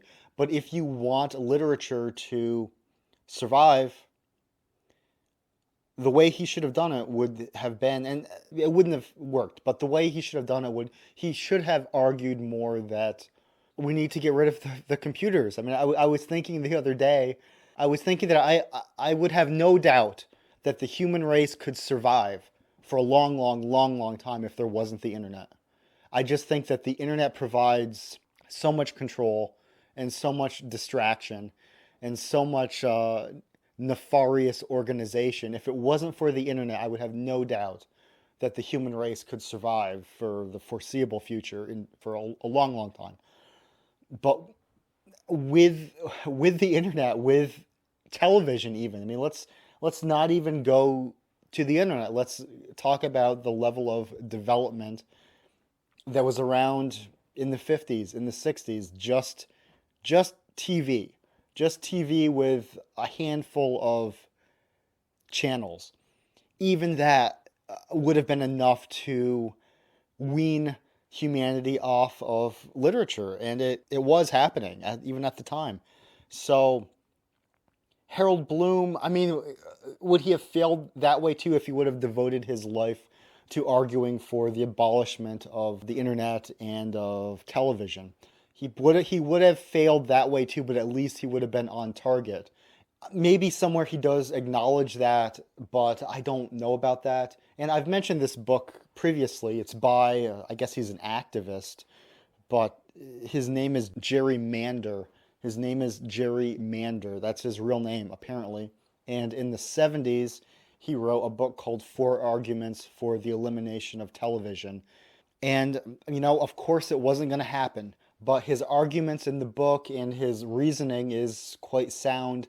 And he really does get into how television, the introduction of television into a community, he gives examples, a lot of examples about when television came to Native American communities in the 60s and the 70s in particular. Communities that were not really connected much to the rest of Canada or the United States. But you bring in television and the native culture handed down for many centuries just evaporates within a decade, within several years. So much changes immediately. And so that's a book that I really recommend, Jerry Mander, 4 Arguments for the Elimination of Television. And again, it's not going to happen. It's a fool's quest, but at least that understanding should be there because that is on target. That is the real problem. The real problem isn't more people need to read Emily Dickinson. I would love it if more people read Emily Dickinson, but if you somehow got a 200% rise in the amount of people reading Emily Dickinson, that's a temporary thing. It's going to be wiped away immediately the next time there's an update or an upgrade to TikTok or a new app that just sweeps through the consciousness. All of your gains by advocating for Emily Dickinson are going to be immediately wiped away because it's about technology. Next in my notes, I have the canon is how I've understood rap, film, comics. Yeah, there are other canons in other disciplines and other media, and yet the way that Harold Bloom conveyed the Western canon of literature to me, that is a mold that my knowing it allowed me to approach and understand and get more out of rap music, comic books, motion pictures. That's not to say that other authors haven't written about those media and the canons of those media convincingly, but the way Harold Bloom wrote about the anxiety of influence and how one artist would influence others, and the ramifications and the creative echoes. I mean, that was the blueprint. The Western canon by Harold Bloom really gave me a blueprint for understanding. I mentioned Jorge Luis Borges and Samuel Beckett earlier in conjunction with the end of the canon. And I believe in the Western canon book, Bloom has a chapter on the two, or mostly on the two, called something like Elegy for the Canon, as if the canon's already dead, the West perhaps has already died, but these two authors, their works sort of form an elegy or an afterword for the canon. And when you look into Samuel Beckett's work, the play Endgame and so much of the Unnameable trilogy, the 3 novels that he had there, concluding with The Unnameable, it really does seem like this is the end, this is the end, this is all there is left, it's almost over, when is it going to be over, when is it going to be over? And some of the lines in his works are, I'm not really paraphrasing much in that respect. And with Jorge Luis Borges, well, if anyone was a postmodernist in a sort of good-natured way, it was Jorge Luis Borges. It does seem like his creative turns were sort of like the last juice you could squeeze out of the canon. His refractions and his creative reversals and the labyrinths that he made does seem like an end, or the last you could do while still echoing all that came before you. And it helps too that those two great authors lived well after World War II, whereas a lot of the other authors who composed great works prior to the war, they didn't live beyond it, or didn't live much beyond it. And yet, I think Jorge Luis Borges died in 1980, and Samuel Beckett lived until 1989. And yet, I mean, how can you say that the canon is dead? How can you say that the Western literary tradition, the high Western literary tradition, high art, how can you say that it's really dead when Samuel Beckett is still alive? You can't really say it. I mean, he's very much a part of the tradition. So they were almost holdovers, and yet they arose from high modernism. And I should say that the modernist era itself, the early 20th century, centering around World War I, but also centering more exactly around 1922, with Ulysses and The Wasteland both coming out in that year. With modernism, I don't think Harold Bloom would have been possible without modernism. I don't think that the Western canon, understood as such, would have been possible without modernism. Before modernism, you could speak of a literary tradition, but it was really modernism itself that crystallized the canon, if only because modernism was so hyperbolic. Modernism was so innovative. Modernism was at times so shrill and violent and audacious that it crystallized the canon. It crystallized what came before it. Now, of course, prior to James Joyce and T.S. Eliot and the rest, you could have said that Charles Dickens and William Shakespeare were part of the same tradition.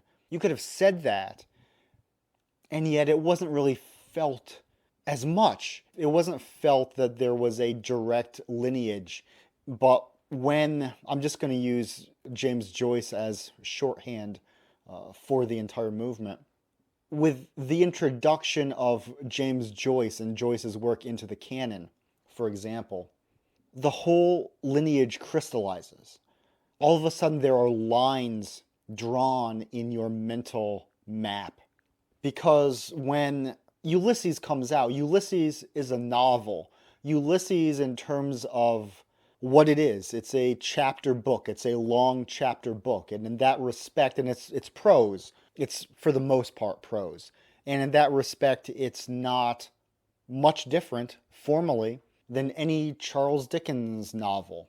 And in fact, snatches of Joyce's work, before they were published in book form, they came out in installments in different journals, not that much unlike how Charles Dickens' work came out in installments in newspapers, I believe.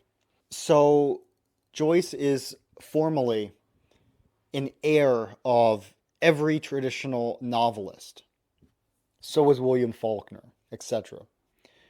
But Joyce is also explicitly making connections between himself and Shakespeare. Joyce is also explicitly making connections between himself and Homer. So all of a sudden, all these lines are drawn.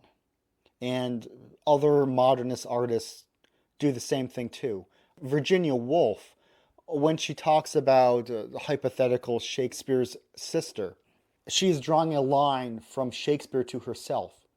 That's not to say that she is saying she's the same as Shakespeare. Just like when Joyce called attention to Homer, it wasn't to say I'm the same as Homer. No, of course there are differences and there are changes, but the invocation is the important part. And to go back to the previous example, when Joyce draws those lines, it also brings out the lines between Charles Dickens and Shakespeare. It also brings out the lines between Homer and Shakespeare. All of these interconnections are drawn, or they come out more prominently because of the intertextuality of modernism, because of the superconscious attention to past influences and the juxtapositions between past and present.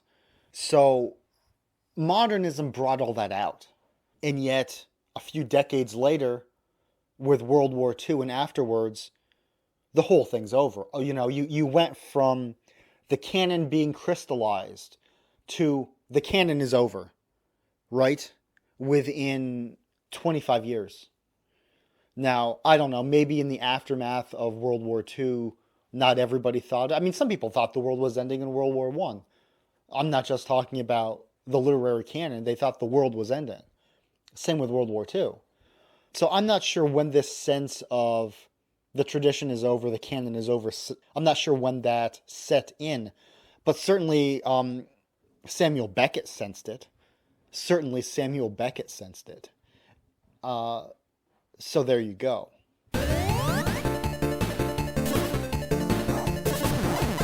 And yet, as I was saying earlier, Harold Bloom talks up and praises a lot of contemporary or then contemporary authors. You look at the back pages of the Western Canon book, and it's full of recommendations.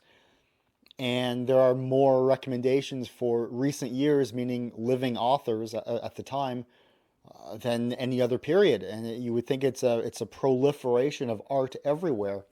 And yet even the choices he makes, he would say himself, yeah, but none of these authors are William Faulkner. None of these authors are Charles Dickens. None of these poets are as good as Emily Dickinson or Walt Whitman. Footnote. And I share and would emphasize even more than Harold Bloom that I'm not going to overpraise contemporary artists or contemporary poets, writers, etc. That's one thing that I've always been adamant about. And that's not to take away from any recent creativity that's happened, but it's significant to me that there are no masterpieces anymore. It reminds me of what Dave Bautista's character says to the Blade Runner in Blade Runner 2049. He criticizes the Blade Runner by saying, you'll never see a miracle. You new models are happy scraping the shit because you've never seen a miracle. Every masterpiece is like a miracle. It's a sort of miracle for a masterpiece to emerge.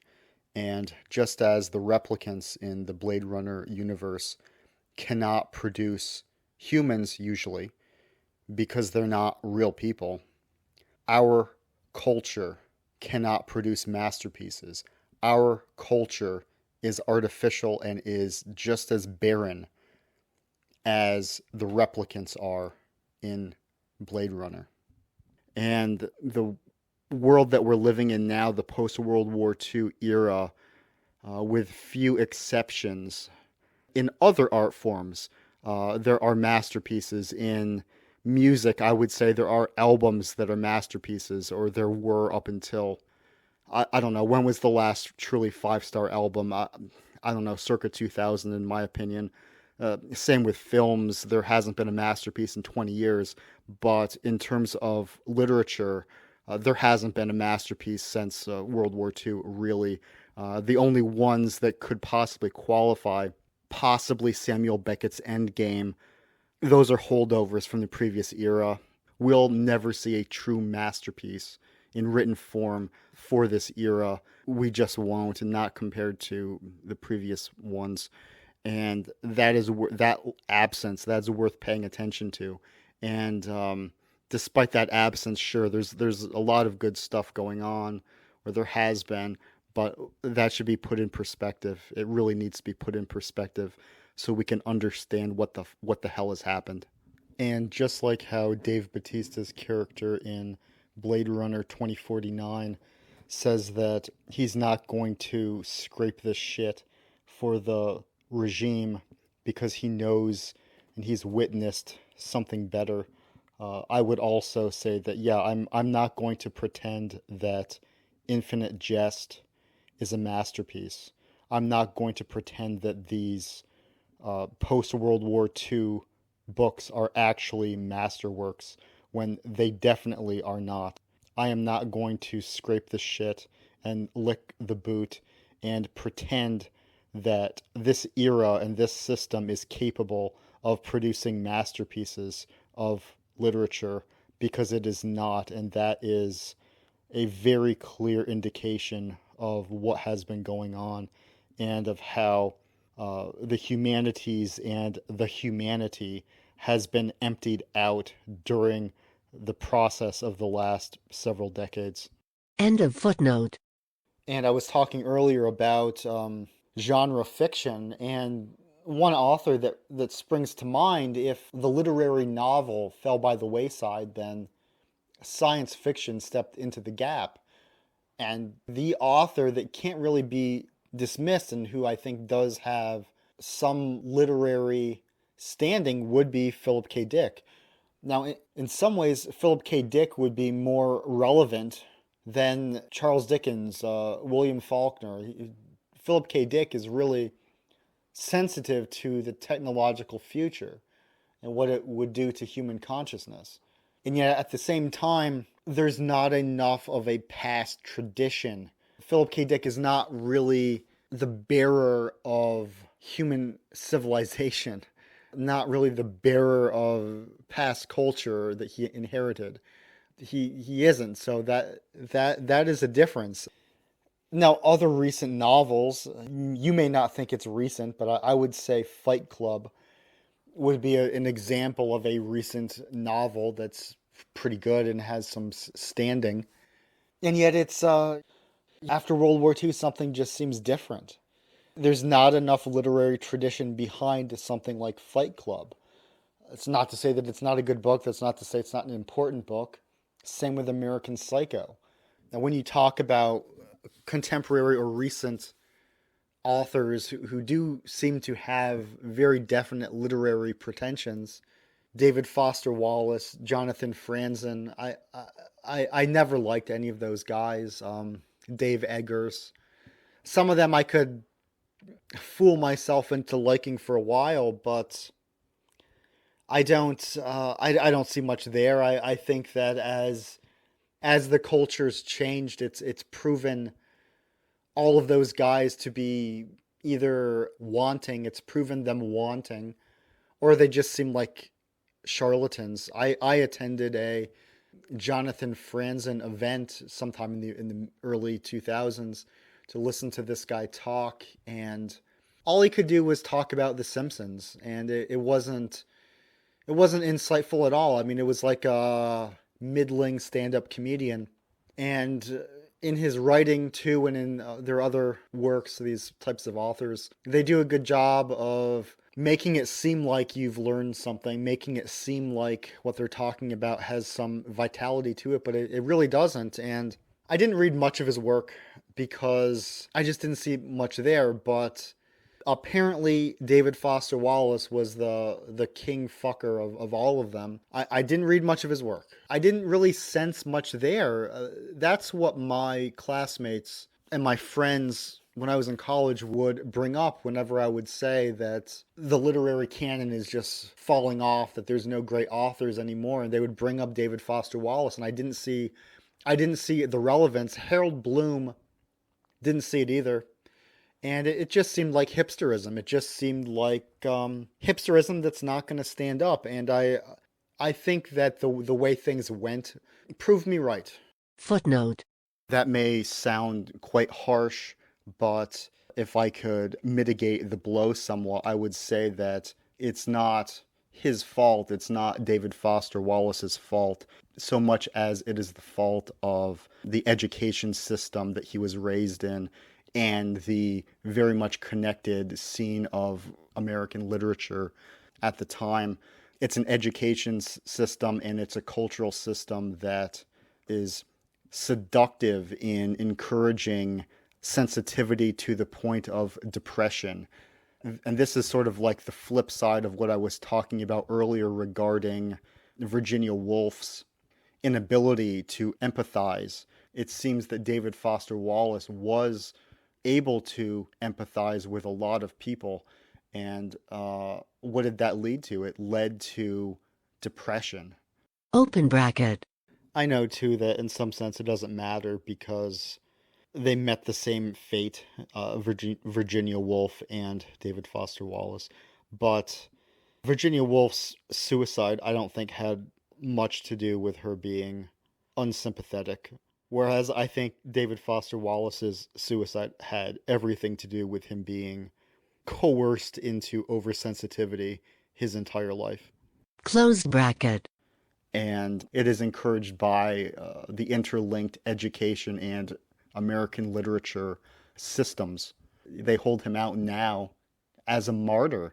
And in a sense, he is, but it's an invitation to misery. It's an invitation to self-hate. And it preys upon the oversensitive. And that's why I don't like it. And despite David Foster Wallace being a victim of this system, despite his great victimhood, in my opinion, that doesn't mean that he earns a gold star in my mind. And I would not recommend David Foster Wallace despite his talent, despite his not insubstantial talent, the same way that I would not recommend Mark Fisher, the political essayist Mark Fisher. He's another victim. These are all victims, and they're very seductive themselves in their sensitivity, in their sadness, and they can be quagmires for readers through a fault that's not entirely of their own.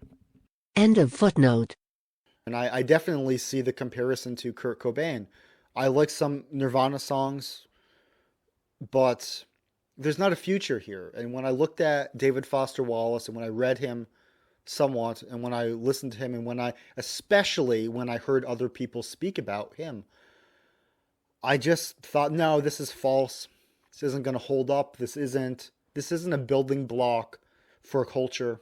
This is hipsterism. And I'm really sorry about how things turned out, but you guys and your audience, you authors and your audience that are fanboys of you, you do not have the mettle to continue civilization. You are decline. You are decline.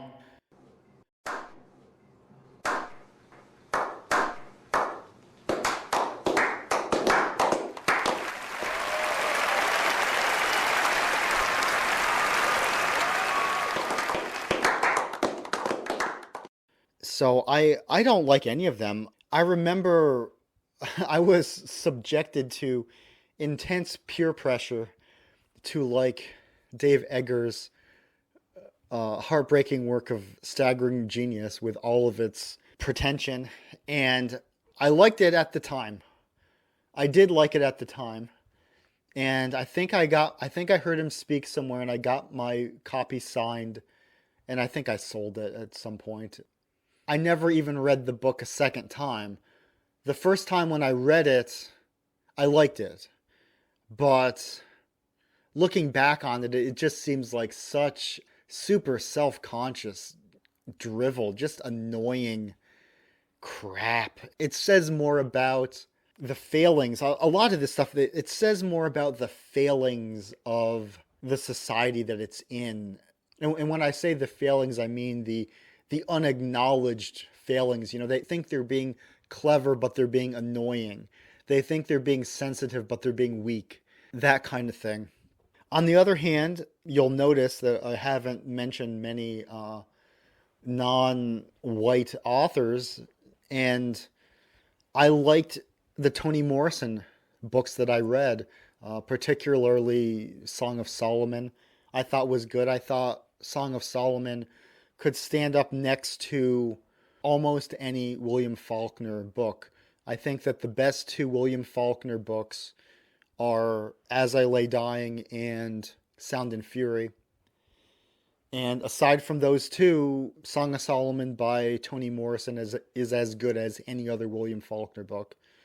So that's in very high company. So I wouldn't dismiss her. And on the other hand, I'm not an expert on Toni Morrison. I haven't read a lot of her books, but yeah, what I read was pretty good. And I can see that she definitely comes from a modernist tradition. I mean, obviously, she has a different point of view. Obviously, she has a different identity than William Faulkner, for example. And I'm only bringing up Faulkner so much because he's the quintessential American novelist. Not to say that he wrote the best American novel or that any of his novels could hold up to, let's say, Moby Dick. Maybe Gravity's Rainbow is better than any of his, but I don't know. But as far as an American novelist who wrote a lot of books, wrote a lot of novels, put them out pretty regularly, William Faulkner is the standard. And I don't see Song of Solomon by Toni Morrison as less than him, really, aside from As I Lay Dying and Sound and Fury. At the same time, Ralph Ellison and Richard Wright are as good as any of the white novelists of about the same time. Footnote. There's also Chinua Achebe, the author of the novel Things Fall Apart, another very good post-World War II entry from an African-American author. I mean, I would certainly put Things Fall Apart as a top shelf novel. It's on my top shelf, but my shelves in that part of the house are arranged alphabetically by author, so that has something to do with it as well. And if it seems as though I am doing the typical thing of reaching for non-white authors that I like to prove that I'm not racist or something, I mean, overall, don't get me wrong. Overall, I do think that the post-World War II era of literature is lacking, and I don't like it overall. But as the franchise, so to speak, was opened up post-World War II, I certainly see the entire spectrum of people as contributing to what passes for literature now. But overall, I don't like contemporary literature. End of footnote. I think Catcher in the Rye is a good book. I think most of the beats are overrated. I think that the beats are bad, actually. They're fun to read. Some of Williams Burroughs' books are quite fun to read. Queer and junky. I don't really like Naked Lunch very much, but Burroughs was interesting, but I think ultimately it's malignant. I think the Beats had a malignant influence. It's about teaching people to love being a loser. Footnote. There's a picture or two of Kurt Cobain positioned next to William Burroughs, and apparently they had a friendship or something. And apparently Burroughs was an inspiration and something of a mentor to some extent to Kurt Cobain. And how did that turn out? I mean, William S. Burroughs shot his wife in the face. He murdered a woman because he was on drugs. He was a prideful asshole on drugs. And yeah, he still wrote some cool stuff, and he's still kind of a funny meme. But he's held up as some sort of guiding light, and he's nothing of the sort.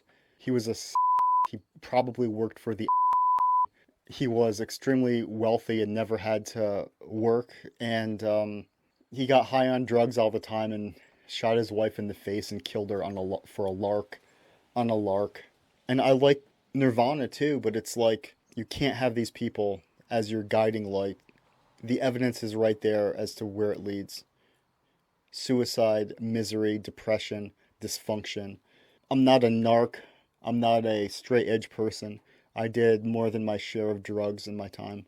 And yet, you know, so many of the pro-drug people that I knew, the legalize everything people that I knew, they liked William Burroughs. It's a terrible inspiration. It really is. And it led to the death of people that I knew. It led to the death of mutual friends that I had. And yet, were the surviving friends, myself included at the time, were they shaken at all in their beliefs about William S. Burroughs and just doing every kind of depressing, crazy drug possible? Not really.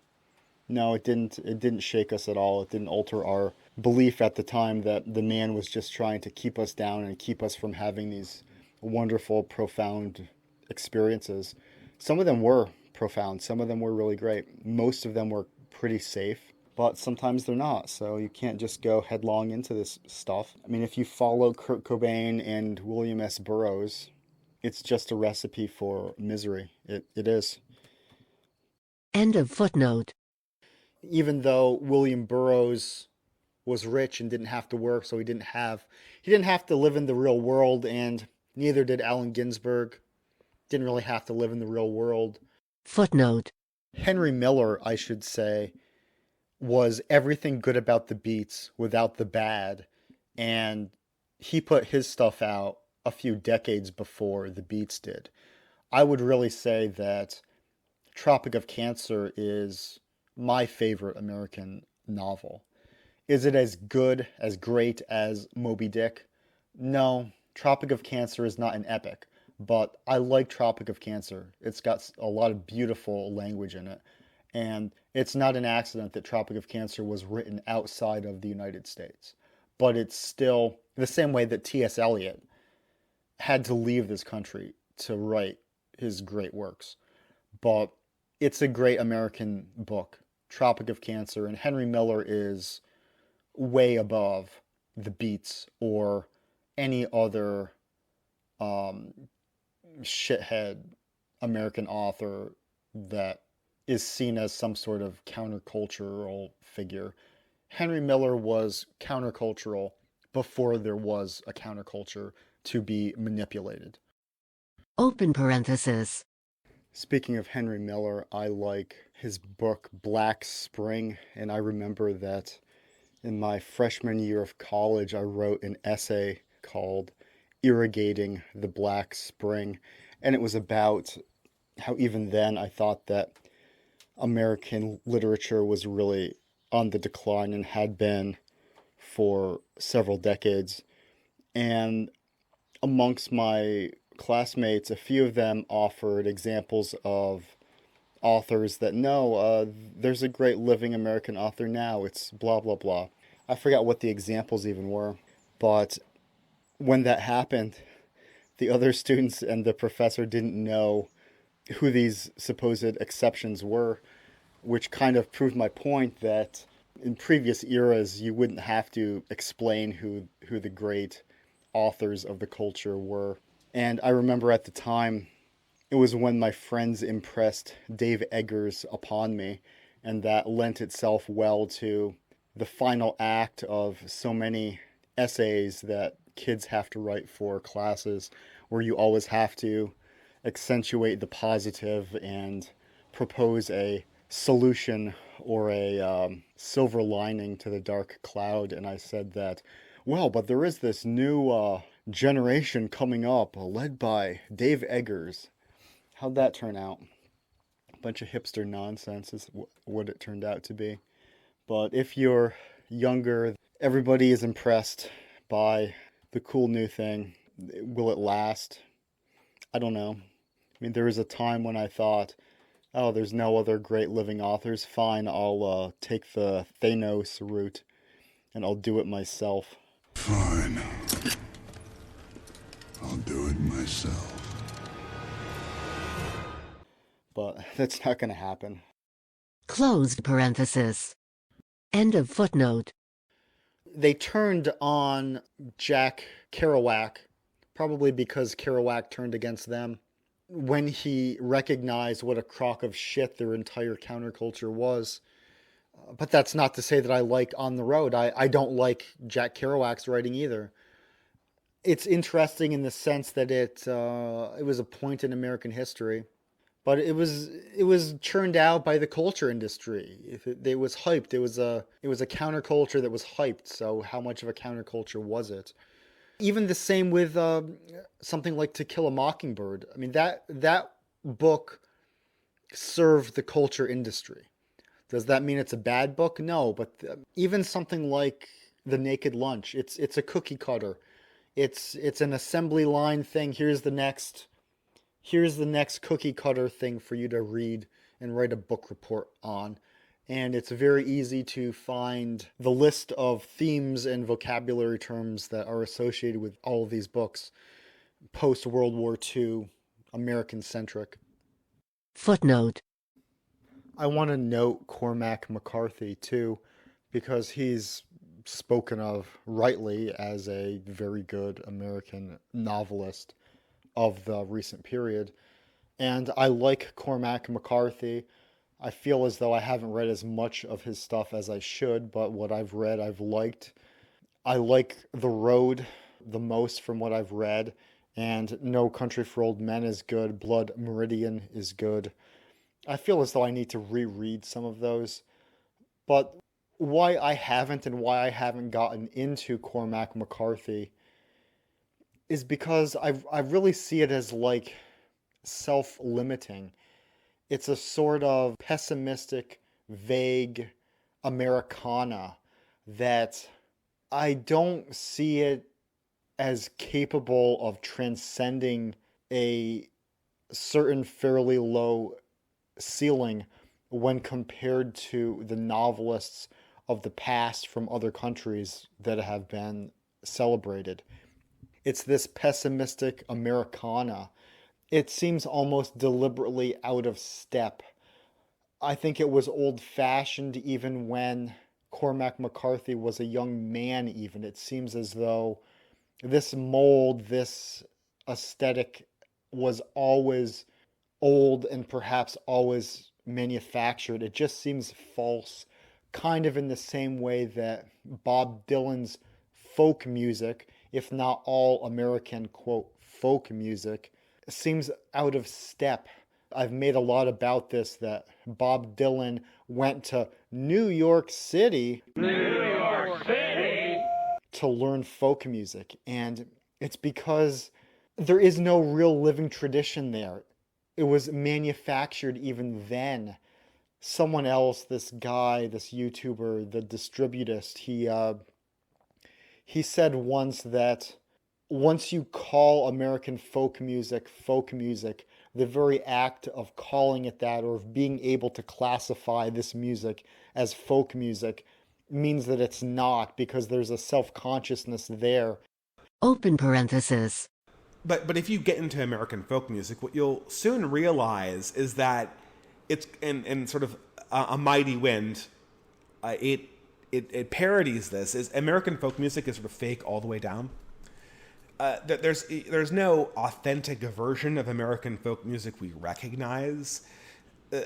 American folk music, like so many things American, it becomes not a parody of itself, but a show of itself in the same generation that it realizes what it is. Just like Sitting Bull, after fighting in the Battle of Bighorn, gets a job in Buffalo Bill's The Wild West Show, and has a second life reenacting the Battle of Bighorn as an actor. Folk music, the second it's discovered, becomes a produced entity in the early 20th century. There are earlier versions of folk music that you can see people singing back in the 19th century, but it's not understood as folk music. By the time it's folk music or country music, in the sense that people understand it now, it's being processed by the Carter family, who were kind of authentic hillbillies, but also authentically business people. And they had their own brand. Closed parenthesis. And it really is a manufacture of this tradition that was not really quite ever there. And I get that somewhat. It's a faint echo, but it's in the background of Cormac McCarthy's work too, and even more so than the supposed Americana tradition that it comes from. Even more so is this other aspect, which is kind of the same in its problematic nature, that there's a lack of specificity, there's a lack of thematic cohesion, and there's a reliance on just some kind of gesture as to what the work is supposed to be or what we're supposed to think. With The Road, it's whatever the event or events were that caused the collapse. We don't know. It's just hinted at, and isn't that vague and profound? And Franz Kafka's work does that also. Franz Kafka's work is vague, but Franz Kafka's work is not trying to be an epic. Franz Kafka's work is not seen as a national epic or as the epic of a people, the way that Cormac McCarthy has kind of had that role or that mold imposed on his work through no fault of his own, really. But compare it to Charles Dickens' works. Compare it to Leo Tolstoy's great novels. Compare it to an epic like Paradise Lost. Those are all works that they know what they are. They know what the themes are. Compare it to Moby Dick. There is transcendence in Moby Dick. There are some aspects of Moby Dick that you can't really put into words to summarize the ideas. You can try to, but still, Moby Dick, the work, knows what it is. People know what Moby Dick is. They know what it's saying. They know about the mad, megalomaniacal desire that Ahab has for vengeance. They know what Moby Dick symbolizes. They know that Moby Dick is a symbol, and they can say the evil, the Leviathan nature beyond man that Moby Dick symbolizes. But I look at Cormac McCarthy's work, and I look at the end of No Country for Old Men, and I look at whatever started the world of The Road, and they're just blank. They're just amorphous blankness. And we're supposed to think something, but we don't know what. We're supposed to imagine. And overall, the themes of Americana that, well, this land ain't the way it used to be, and, well, our time's past, and whatever you want to say, however you want to word it. And I don't intend to belittle the work, because for what it is, it's true, but it's, I find it self-limiting. I find it on the one hand self-limiting, and I find it on the other hand unnecessarily vague or blank as to what the real theme is, what it's really supposed to be saying, what it even really is. And epics of a time and place do not have that. That's why, as I said, as much as I love Franz Kafka, and I love Franz Kafka, his work is not epic. His work is not specific enough to define a time and place. To say that Franz Kafka embodies the entire modernist age is going too far. Or even if in some ways that's true, okay, but it's not an epic. And to be an epic and to have an epic masterpiece nature requires a little more specificity and self-confidence and identity. And I don't see Cormac McCarthy's works having those qualities enough.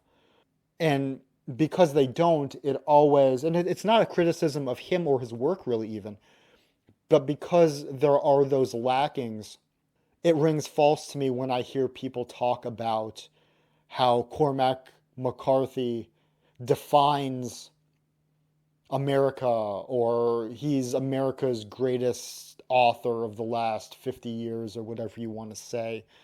I noticed some of the same vagueness in Thomas Pynchon's works too. And yet Thomas Pynchon's works were innovative enough, and Thomas Pynchon's works seemed to be reaching for something in the way that Cormac McCarthy's work seems to be resigned to its fate. And it really is summed up in that title, No Country for Old Men. There's a resignation to it that you can say, okay, well, the country is dying. This time period is passing. But it's so pessimistic. There needs to be some sort of self-confidence. Even Franz Kafka has the self-confidence of being enigmatic.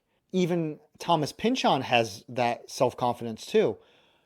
I don't detect much of any self-confidence in Cormac McCarthy's work. It's not as though he's insecure the way David Foster Wallace is. No, Cormac McCarthy is not insecure, but he's resigned. So that's why I don't rate Cormac McCarthy as a great writer.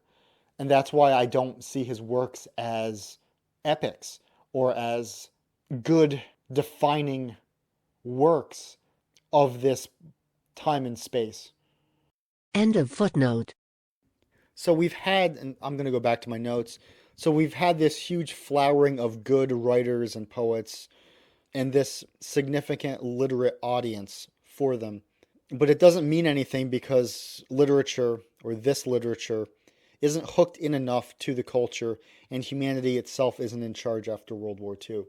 Yeah, and I said earlier, too, that mass schooling and the way that these books are rolled out, especially in high school, but even in college courses, and even as you hear about them from people in college, not even just the courses, but the way that I heard other people talk about William Burroughs, the way I heard other people talk about On the Road. It's not unlike, maybe this doesn't happen anymore, but it's not unlike when you get to college and you see, in someone's dorm room, they've got a big picture of the movie poster to Scarface, or they've got a John Belushi poster up. This is all what I call cookie cutter. This is very standardized consumer culture, even as it tries to be rebellious. You know, how rebellious was Allen Ginsberg, really? Not very rebellious in terms of the manufactured culture. He was a part of the rebellion against nature itself, which is how Aldous Huxley talks about the permanent revolution. This is why leftists who are in charge now can still be revolutionary in the way that conservatives cannot really be the new punk rock. That whole paradigm doesn't really work, because when you understand what the revolution is against, even if they're in charge, it's against nature itself. And they have the backing of the technological society itself, because it's not about these personalities. It's not about the left. It's not ultimately about Ginsberg or whoever. It's about the technology itself, and technology propagating itself and rendering everything more and more artificial. And that is what happened after World War II. This is what I'm harping on. This is what has happened. Footnote. And it's churning out a humanity that's ever more domesticated and harmless to the system itself. And in this way, the drive for smoking pot and free love was actually the drive for people to become harmless lotus eaters and pleasure-seeking robots. That is what it is. If I was born in an earlier time, I would probably be revolting against the strict confines of the Catholic Church or the strict morality, of whatever orthodoxy. But now, at least from this perspective where we're at now, we can see what the overall drive was. It doesn't mean that previous orthodoxies were great, but we can see how the drives and the yearnings of the human animal were used to domesticate him and to render him harmless and without agency. And that's what has happened. End footnote. And it explains a lot of the faux revolutionary spirit since then. It's faux revolutionary in that it's an act, in that it's just a consumer good, but it's part of the genuine larger revolution, which is a revolution against the natural world.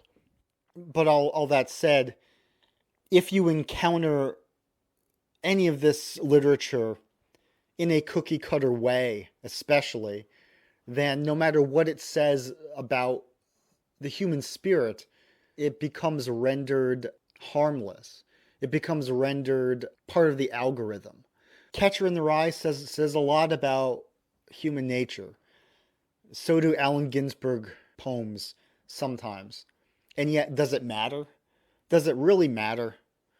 It doesn't really matter because it's all part of the same course, whether it's a formalized education course load or whether it's part of the usual habitual way of things.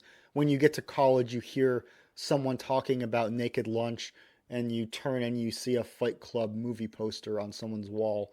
It's all part of the paraphernalia. And because it's part of habit, as Proust would call your attention to, because it's habitual, it becomes less special, less important. And as the humanities increased, as reading increased, as the amount of writers' workshops increased, still behind that thin, superficial layer, the actual culture was decaying. You know, if you went back in time 80 years, you would find more people playing music themselves. You would find more people singing songs and being storytellers themselves. And when high literature was read, it would mean a lot. Even if it didn't sell as much, it would mean more because it wasn't part of an assembly line. It was part of a human community of the sort that doesn't really exist anymore.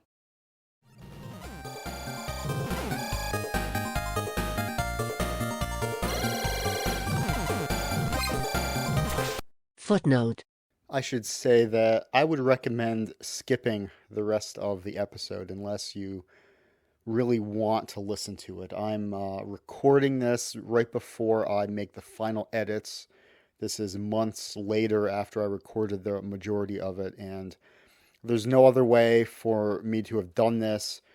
I wanted to get all of this out. I didn't want to just chop the last third out, because there's some things that I said in this that I wanted to put out there, but there's just no way to edit things any better than I have. I know that it's going to drag. Here's a good test to see if you're a normal human being at all. If you're a normal human being, you will find probably the last third of this almost unbearable to get through. So I suppose the remainder of the episode will be useful in that way. But just a warning. End of footnote. Speaking of the fall of literature after World War II, one element that I've always thought just inherently did not jive with literary prose was the introduction of brand names into books. I remember, I think I was in high school and I collaborated with, or I was attempting to collaborate with another kid to write something. It was the kid who wore the Mr. Bubble shirt, by the way. And one thing that I was kind of adamant about, and he reciprocated immediately, was the idea that we should not include brand names in the prose in this story. We shouldn't talk about consumer culture by name, if at all possible. just including brand names in the prose was just jarring, and it sort of imposed a low ceiling as to how good the work could be if it's talking about consumer products and it's talking about the proper names, the proper nouns of celebrities, which are brands in and of themselves. Of course, there's exceptions. Even Ulysses mentioned the brands of some consumer products at the time, and some of Pynchon's work that I like a lot does talk about celebrities by name.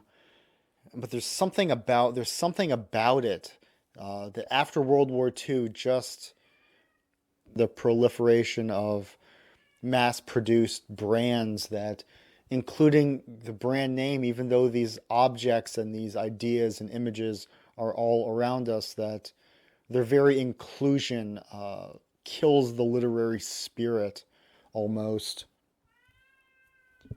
Or at least that's the way that it's always seemed to me. Footnote. Just as a cultural object, a novel or a book appears sort of inherently obsolete when examined next to a more technological product such as a movie or a video game or a video game cartridge or a beautifully rendered action figure or anything else that has more ornate, hyperbolic technology and artistry put into it.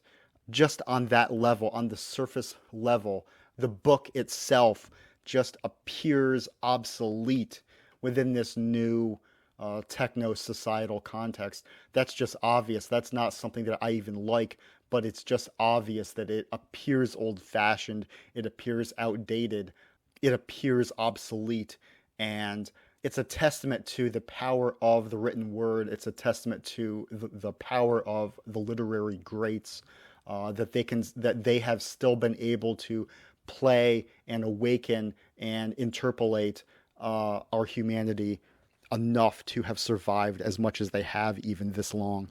End of footnote. Now, Don DeLillo in White Noise, the short novel White Noise, did include consumer brands, and there's that great passage about how there's a child sleeping as they drive, and the child murmurs Toyota Corolla or Toyota Celica or something like that. And the effect is eerie. The effect is very eerie. And in that respect, I think it works, but that work is trying to criticize consumer culture in a way. So I think it can work, but usually it just ruins the spirit. It literally kills the literary spirit.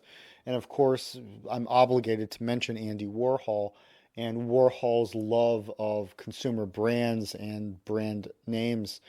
In a way, there's no one less literary. There's no important figure who's less literary or less conducive to the literary spirit than Andy Warhol. And I mean, that just goes to show you that the things that he liked were diametrically opposed to the spirit of literature. Importantly, name brands.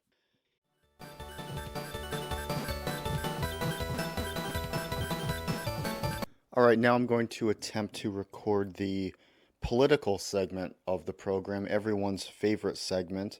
I recorded this, or I tried to record it when I recorded the previous few segments, but for whatever reason, my Zoom microphone turned off about 1 minute into that. So even my mic doesn't want to hear me talk about this. This segment will go on for 5-10 minutes. And if you don't want to hear it, or if you're the sort of person who becomes upset and wants to stalk and flag my posts over my political views, then please, I encourage you to do both of us a favor and skip ahead. 5-10 minutes. Okay, anyway, what I want to talk about is how Harold Bloom was a self-described left-wing Democrat who tried to vote socialist as much as possible, and how his expressed and acted upon political identification doesn't really match with the bulk of his beliefs about art and literature and the world. He never really seems to acknowledge or to think about how virtually all of the art that he likes, all of the books, all of the poetry, sprang up in conditions that were not American democratic, and conditions that were certainly not much like the Democrat socialist or socialist Democrat utopia that he thought he could bring to bear on contemporary America. He never really seems to acknowledge how the rise of American democracy corresponds with a dearth of great works. Indeed, for all the contemporary authors and poets that Bloom thinks are pretty good or worth acknowledging, there are none that are as great, in his own opinion, that are as great as Herman Melville, Walt Whitman, Open parenthesis. both of whom were products of and produced products in a pre-Civil War America. And it's not about wanting to go back to a previous time. There is no way to do that. The point is taking stock of how culture works and where we're at. Even if we could go back, the trends result in the present system that we've got now. It's not like we took a wrong turn somewhere. This is the consequences of the system that was already in place. Closed parenthesis. He sings the praises of someone like John Milton, the writer of Paradise Lost, but John Milton certainly doesn't accord with American democracy.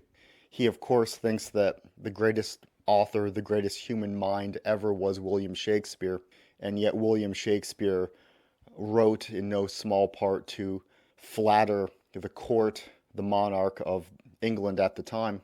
And it's just odd, and it's a problem that you run into with these humanities professors all the time.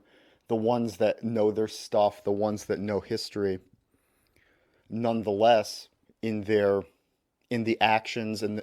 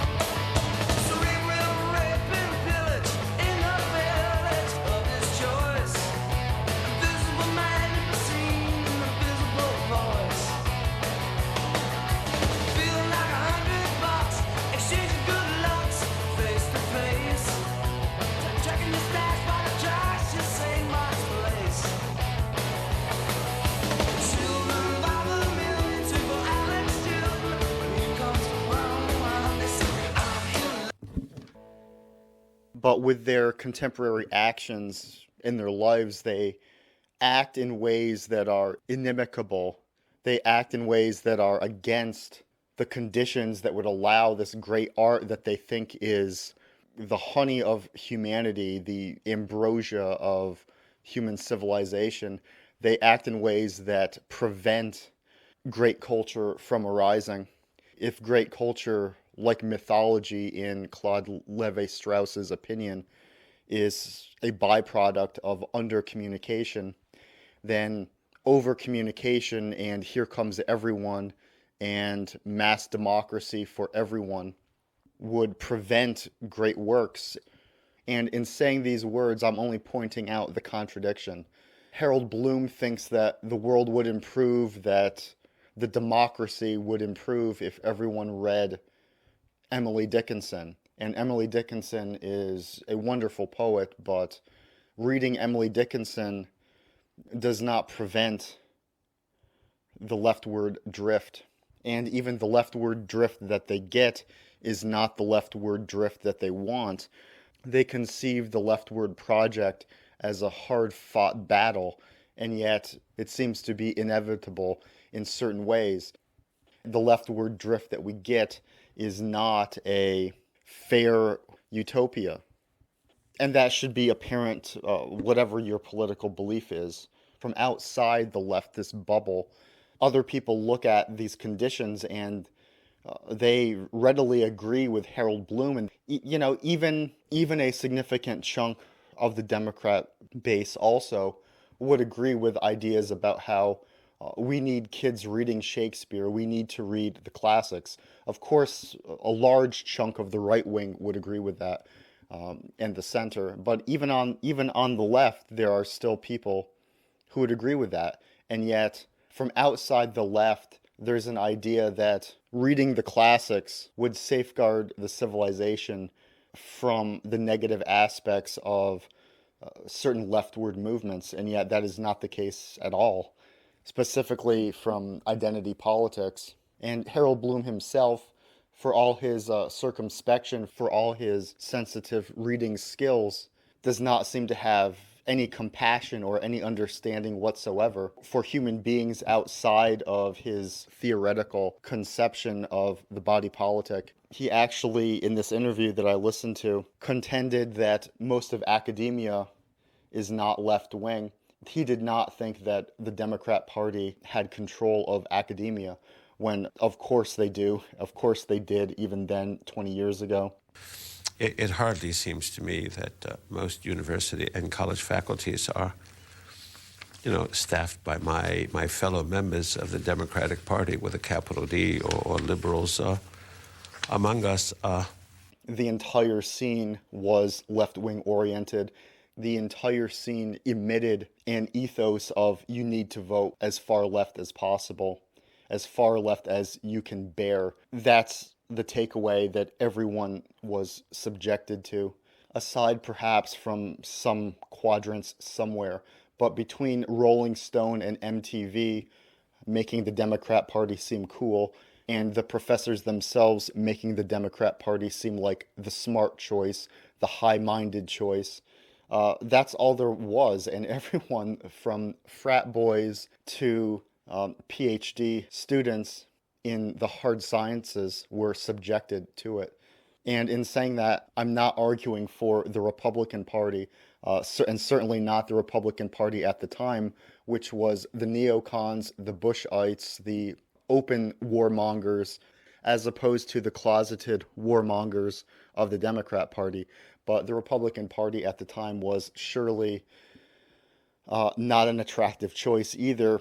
But for Harold Bloom and for many, many other people, many professors at the time, and probably still now, who think that academia is not left-wing, what does left-wing even mean? I suppose that it's not left-wing only if you weigh too heavily the dubious notion that capitalism itself is inherently right-wing.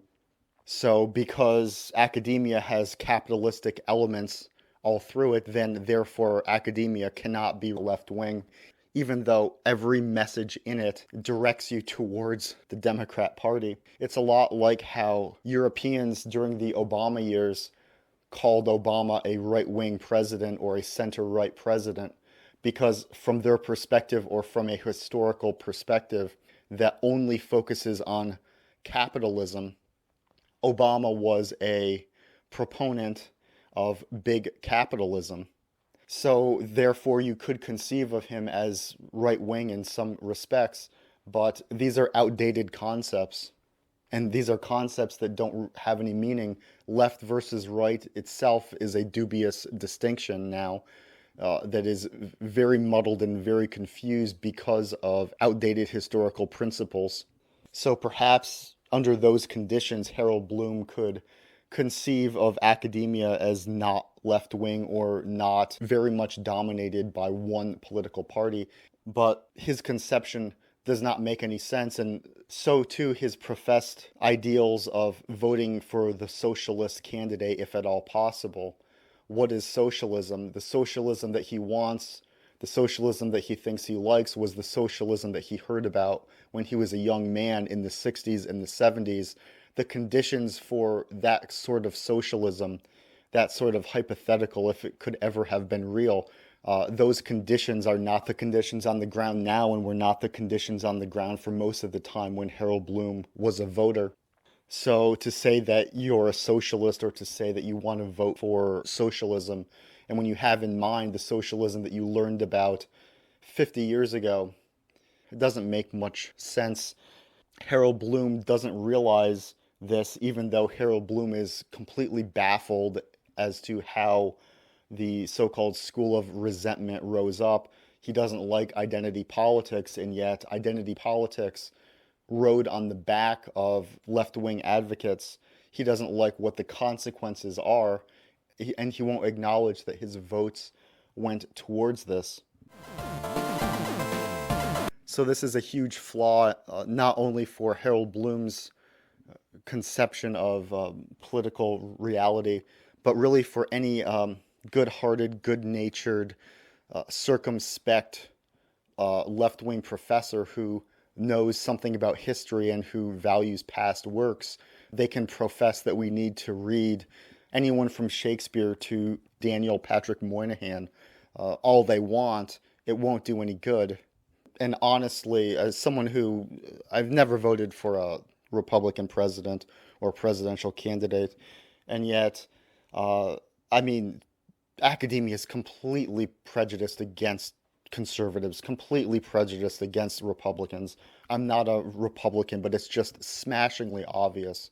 And they talk about McCarthyism, and yet every conservative, every Republican, everyone who is not in lockstep, who goes through academia, they are subjected to thought crime scrutiny. And I'm sure it's even worse. It must be worse now than it was when I was in college. And they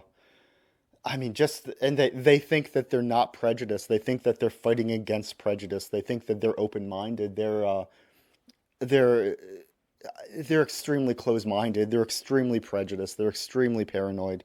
And everyone knows that to point out this sort of hypocrisy doesn't do any good. We're tired of hearing about how the left is hypocritical. Well, it's obvious. It's so obvious at this point. But in hearkening back to how figures of the past, authors of the past, they're insufficient to correct the course of history or whatever you think the actual problems are in the civilization.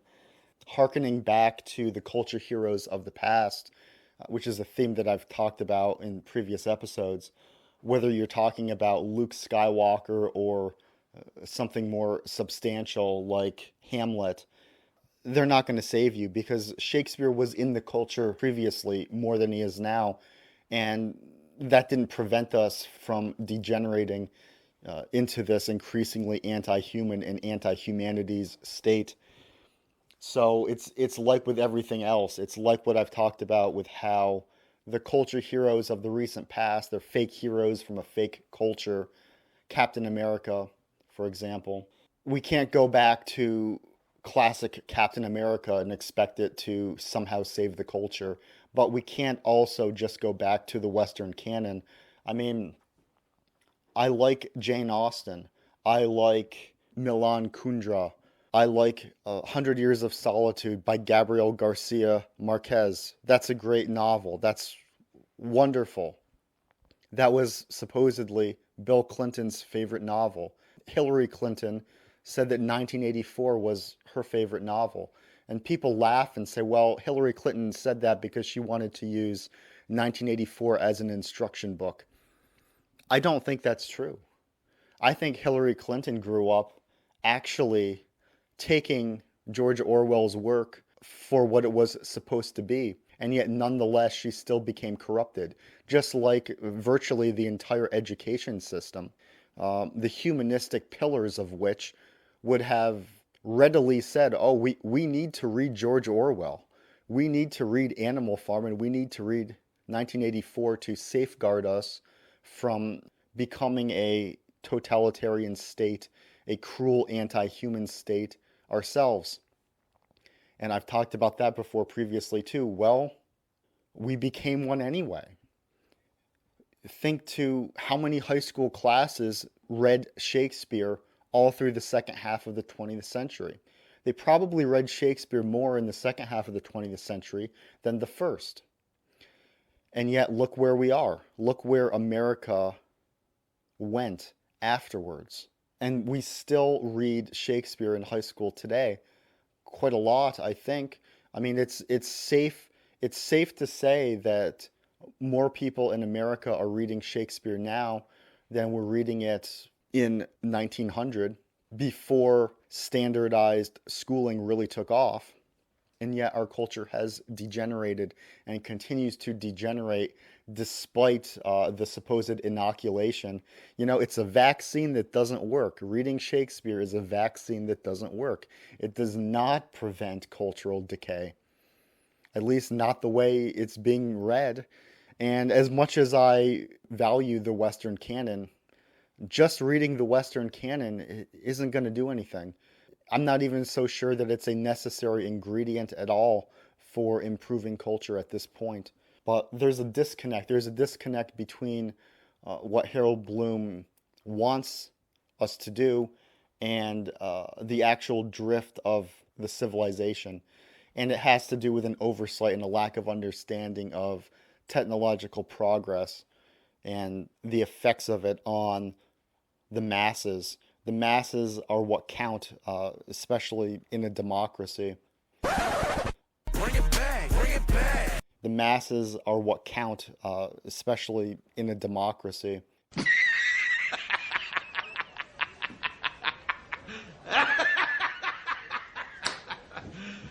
You serious?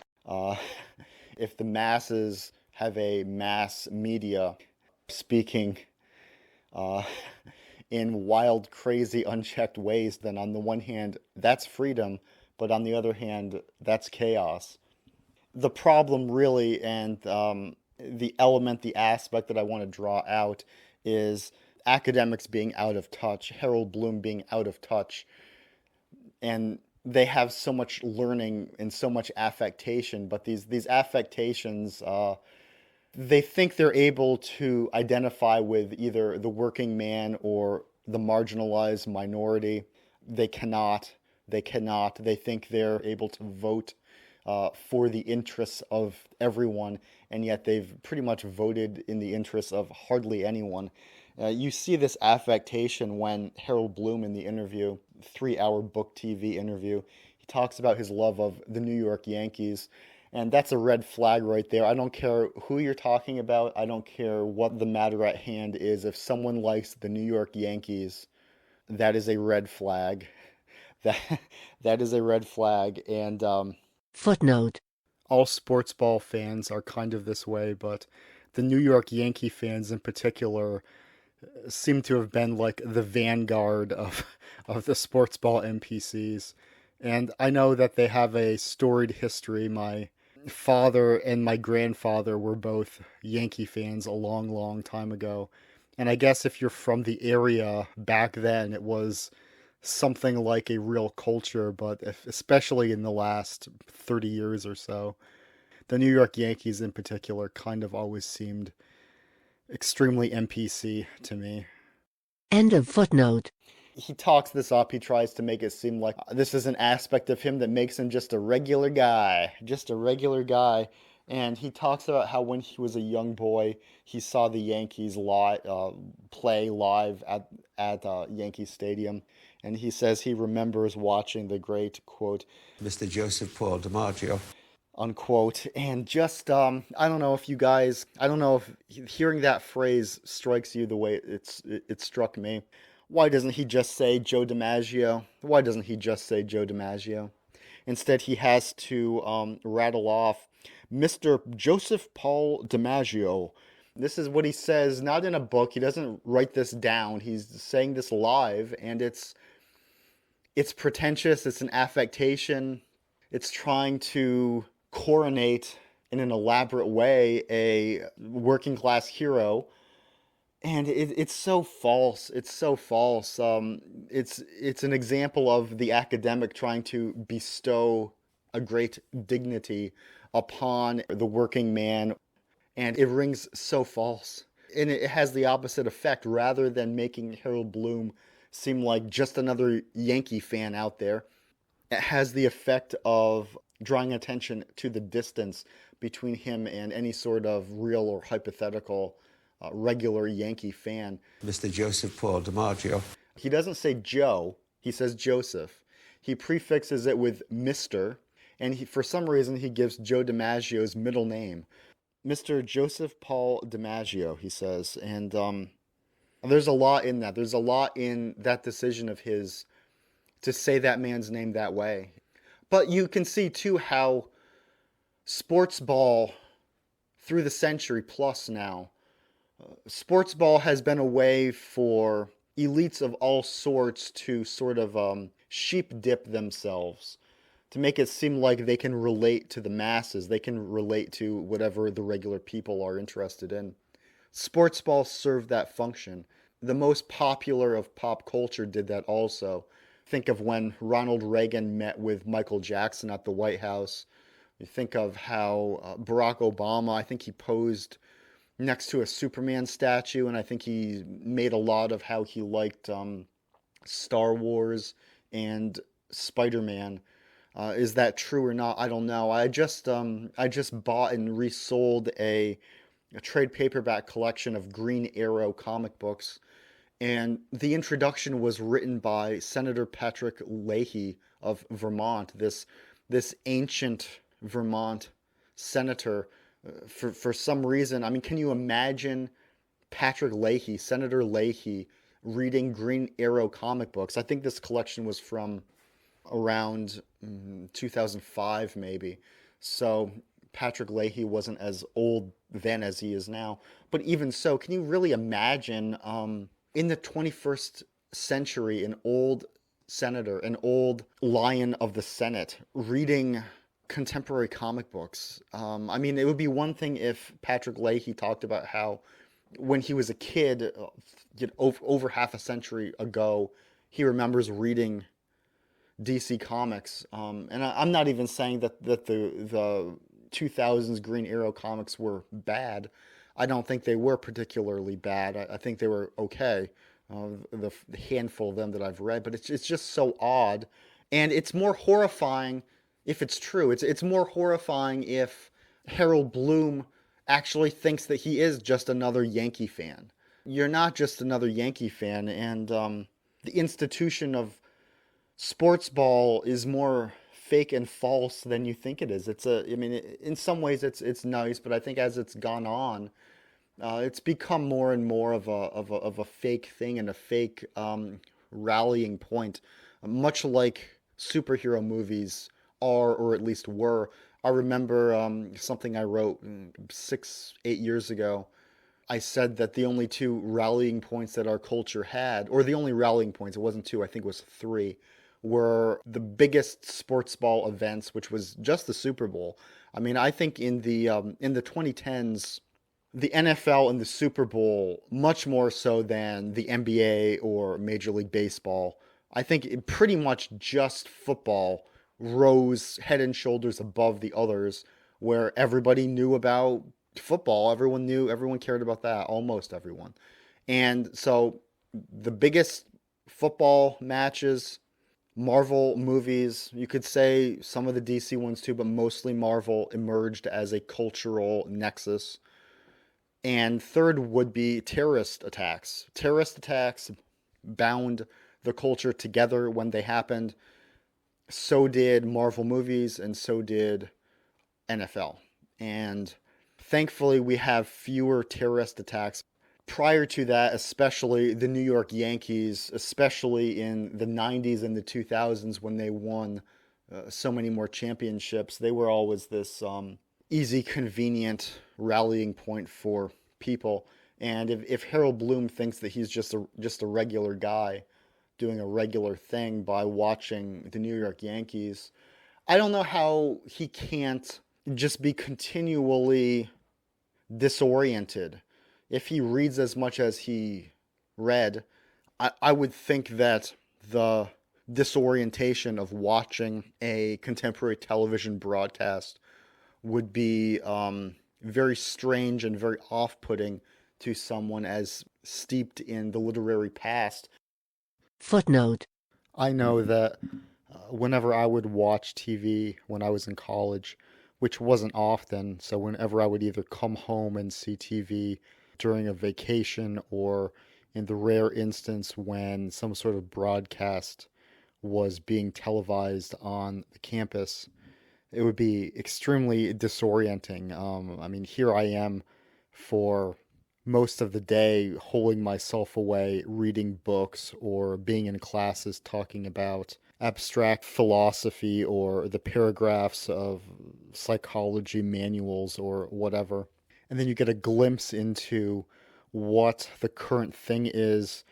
And I remember in particular, NFL broadcasts. I could really see why the NFL gained so much popularity during the 2000s because the TV presentations were almost overwhelming. They were so well done to catch the eye and the consciousness of the viewers. So I don't understand why Harold Bloom, who was such a close reader, why he didn't make more of the contrast between television, especially contemporary 2000s, 21st century television broadcasts, and the very antithetical spirit of literature. End footnote.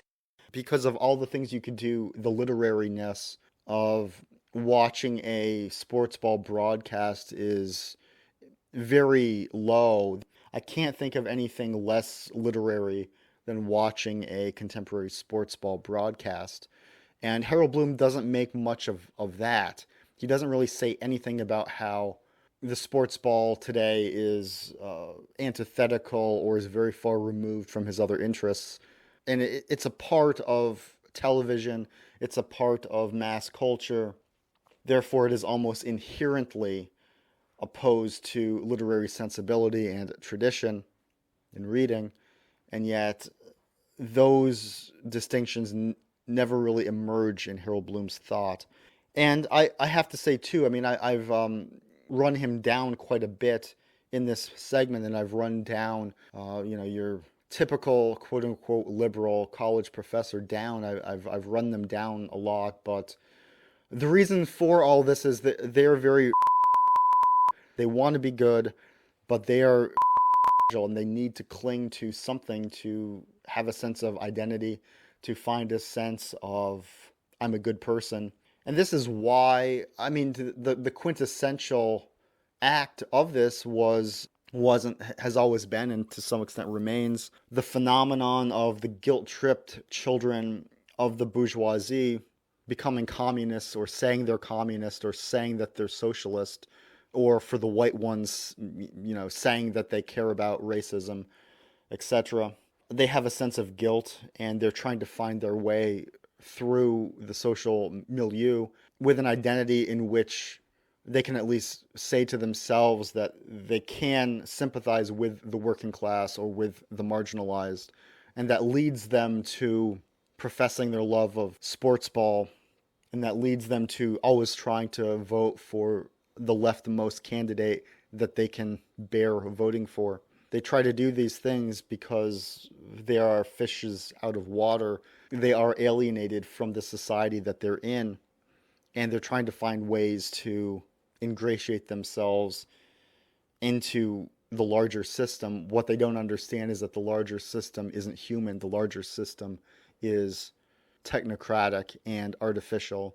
And so trying to convey a humanistic touch by stressing the classics, it's like trying to get the mice in the maze to remember what the field looks like. The mice are in a laboratory maze, and some of them still want to be in the field even though they get free food in the maze. So you have one mouse, maybe it's Josephine the mouse singer from the Kafka short story, but imagine that there's a lab mouse in the maze with the other lab mice, and she's trying to get the other lab mice to remember what it was like to live in a field, and she's trying to draw on the unconscious ancestral memories of remember what the field was like. If we can all just remember the field and think about the field, then we can get back in the field. And no, that doesn't happen if you just remember Shakespeare and read Charles Dickens and read Cervantes. You do not magically create a utopia You do not magically turn back the clock in some sense and create a culture that has more humanistic elements than our current one.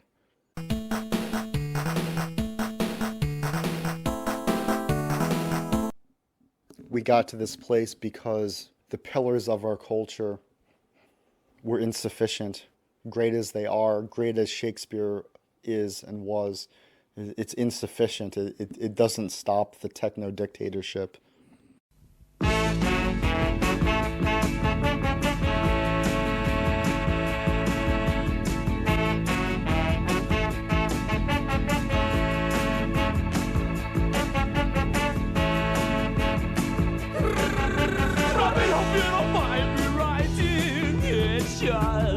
There's more than one thing I need to ask you.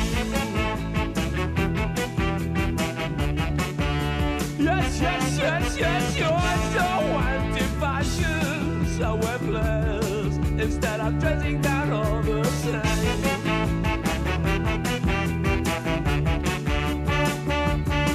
As if I look like that, I cannot split my desire. Rabbit let me explain, but you never see.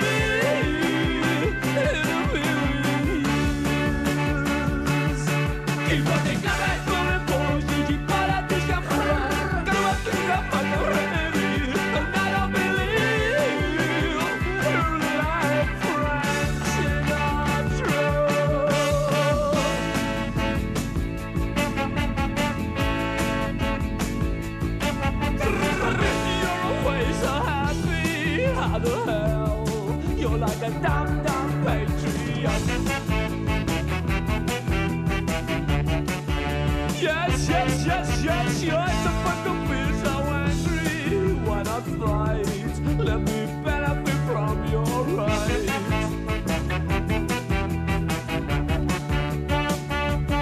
You're the only way to change things is to show men who are racist. Rabbit might try and explain, and you never see.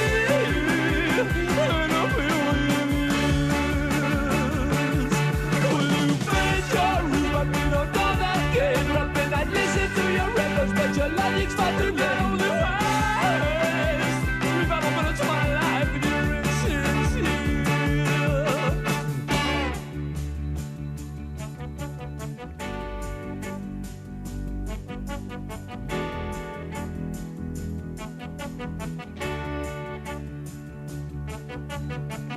See, Robin, I've been searching for the young soul rebels.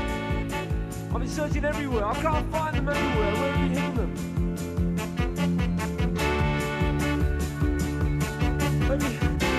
Maybe you should welcome a new soul vision. Welcome a new soul vision. Welcome a new soul vision. Welcome. You know the only way to change things is to shoot men who are resting. Rabbit night trying to explain. And you never see.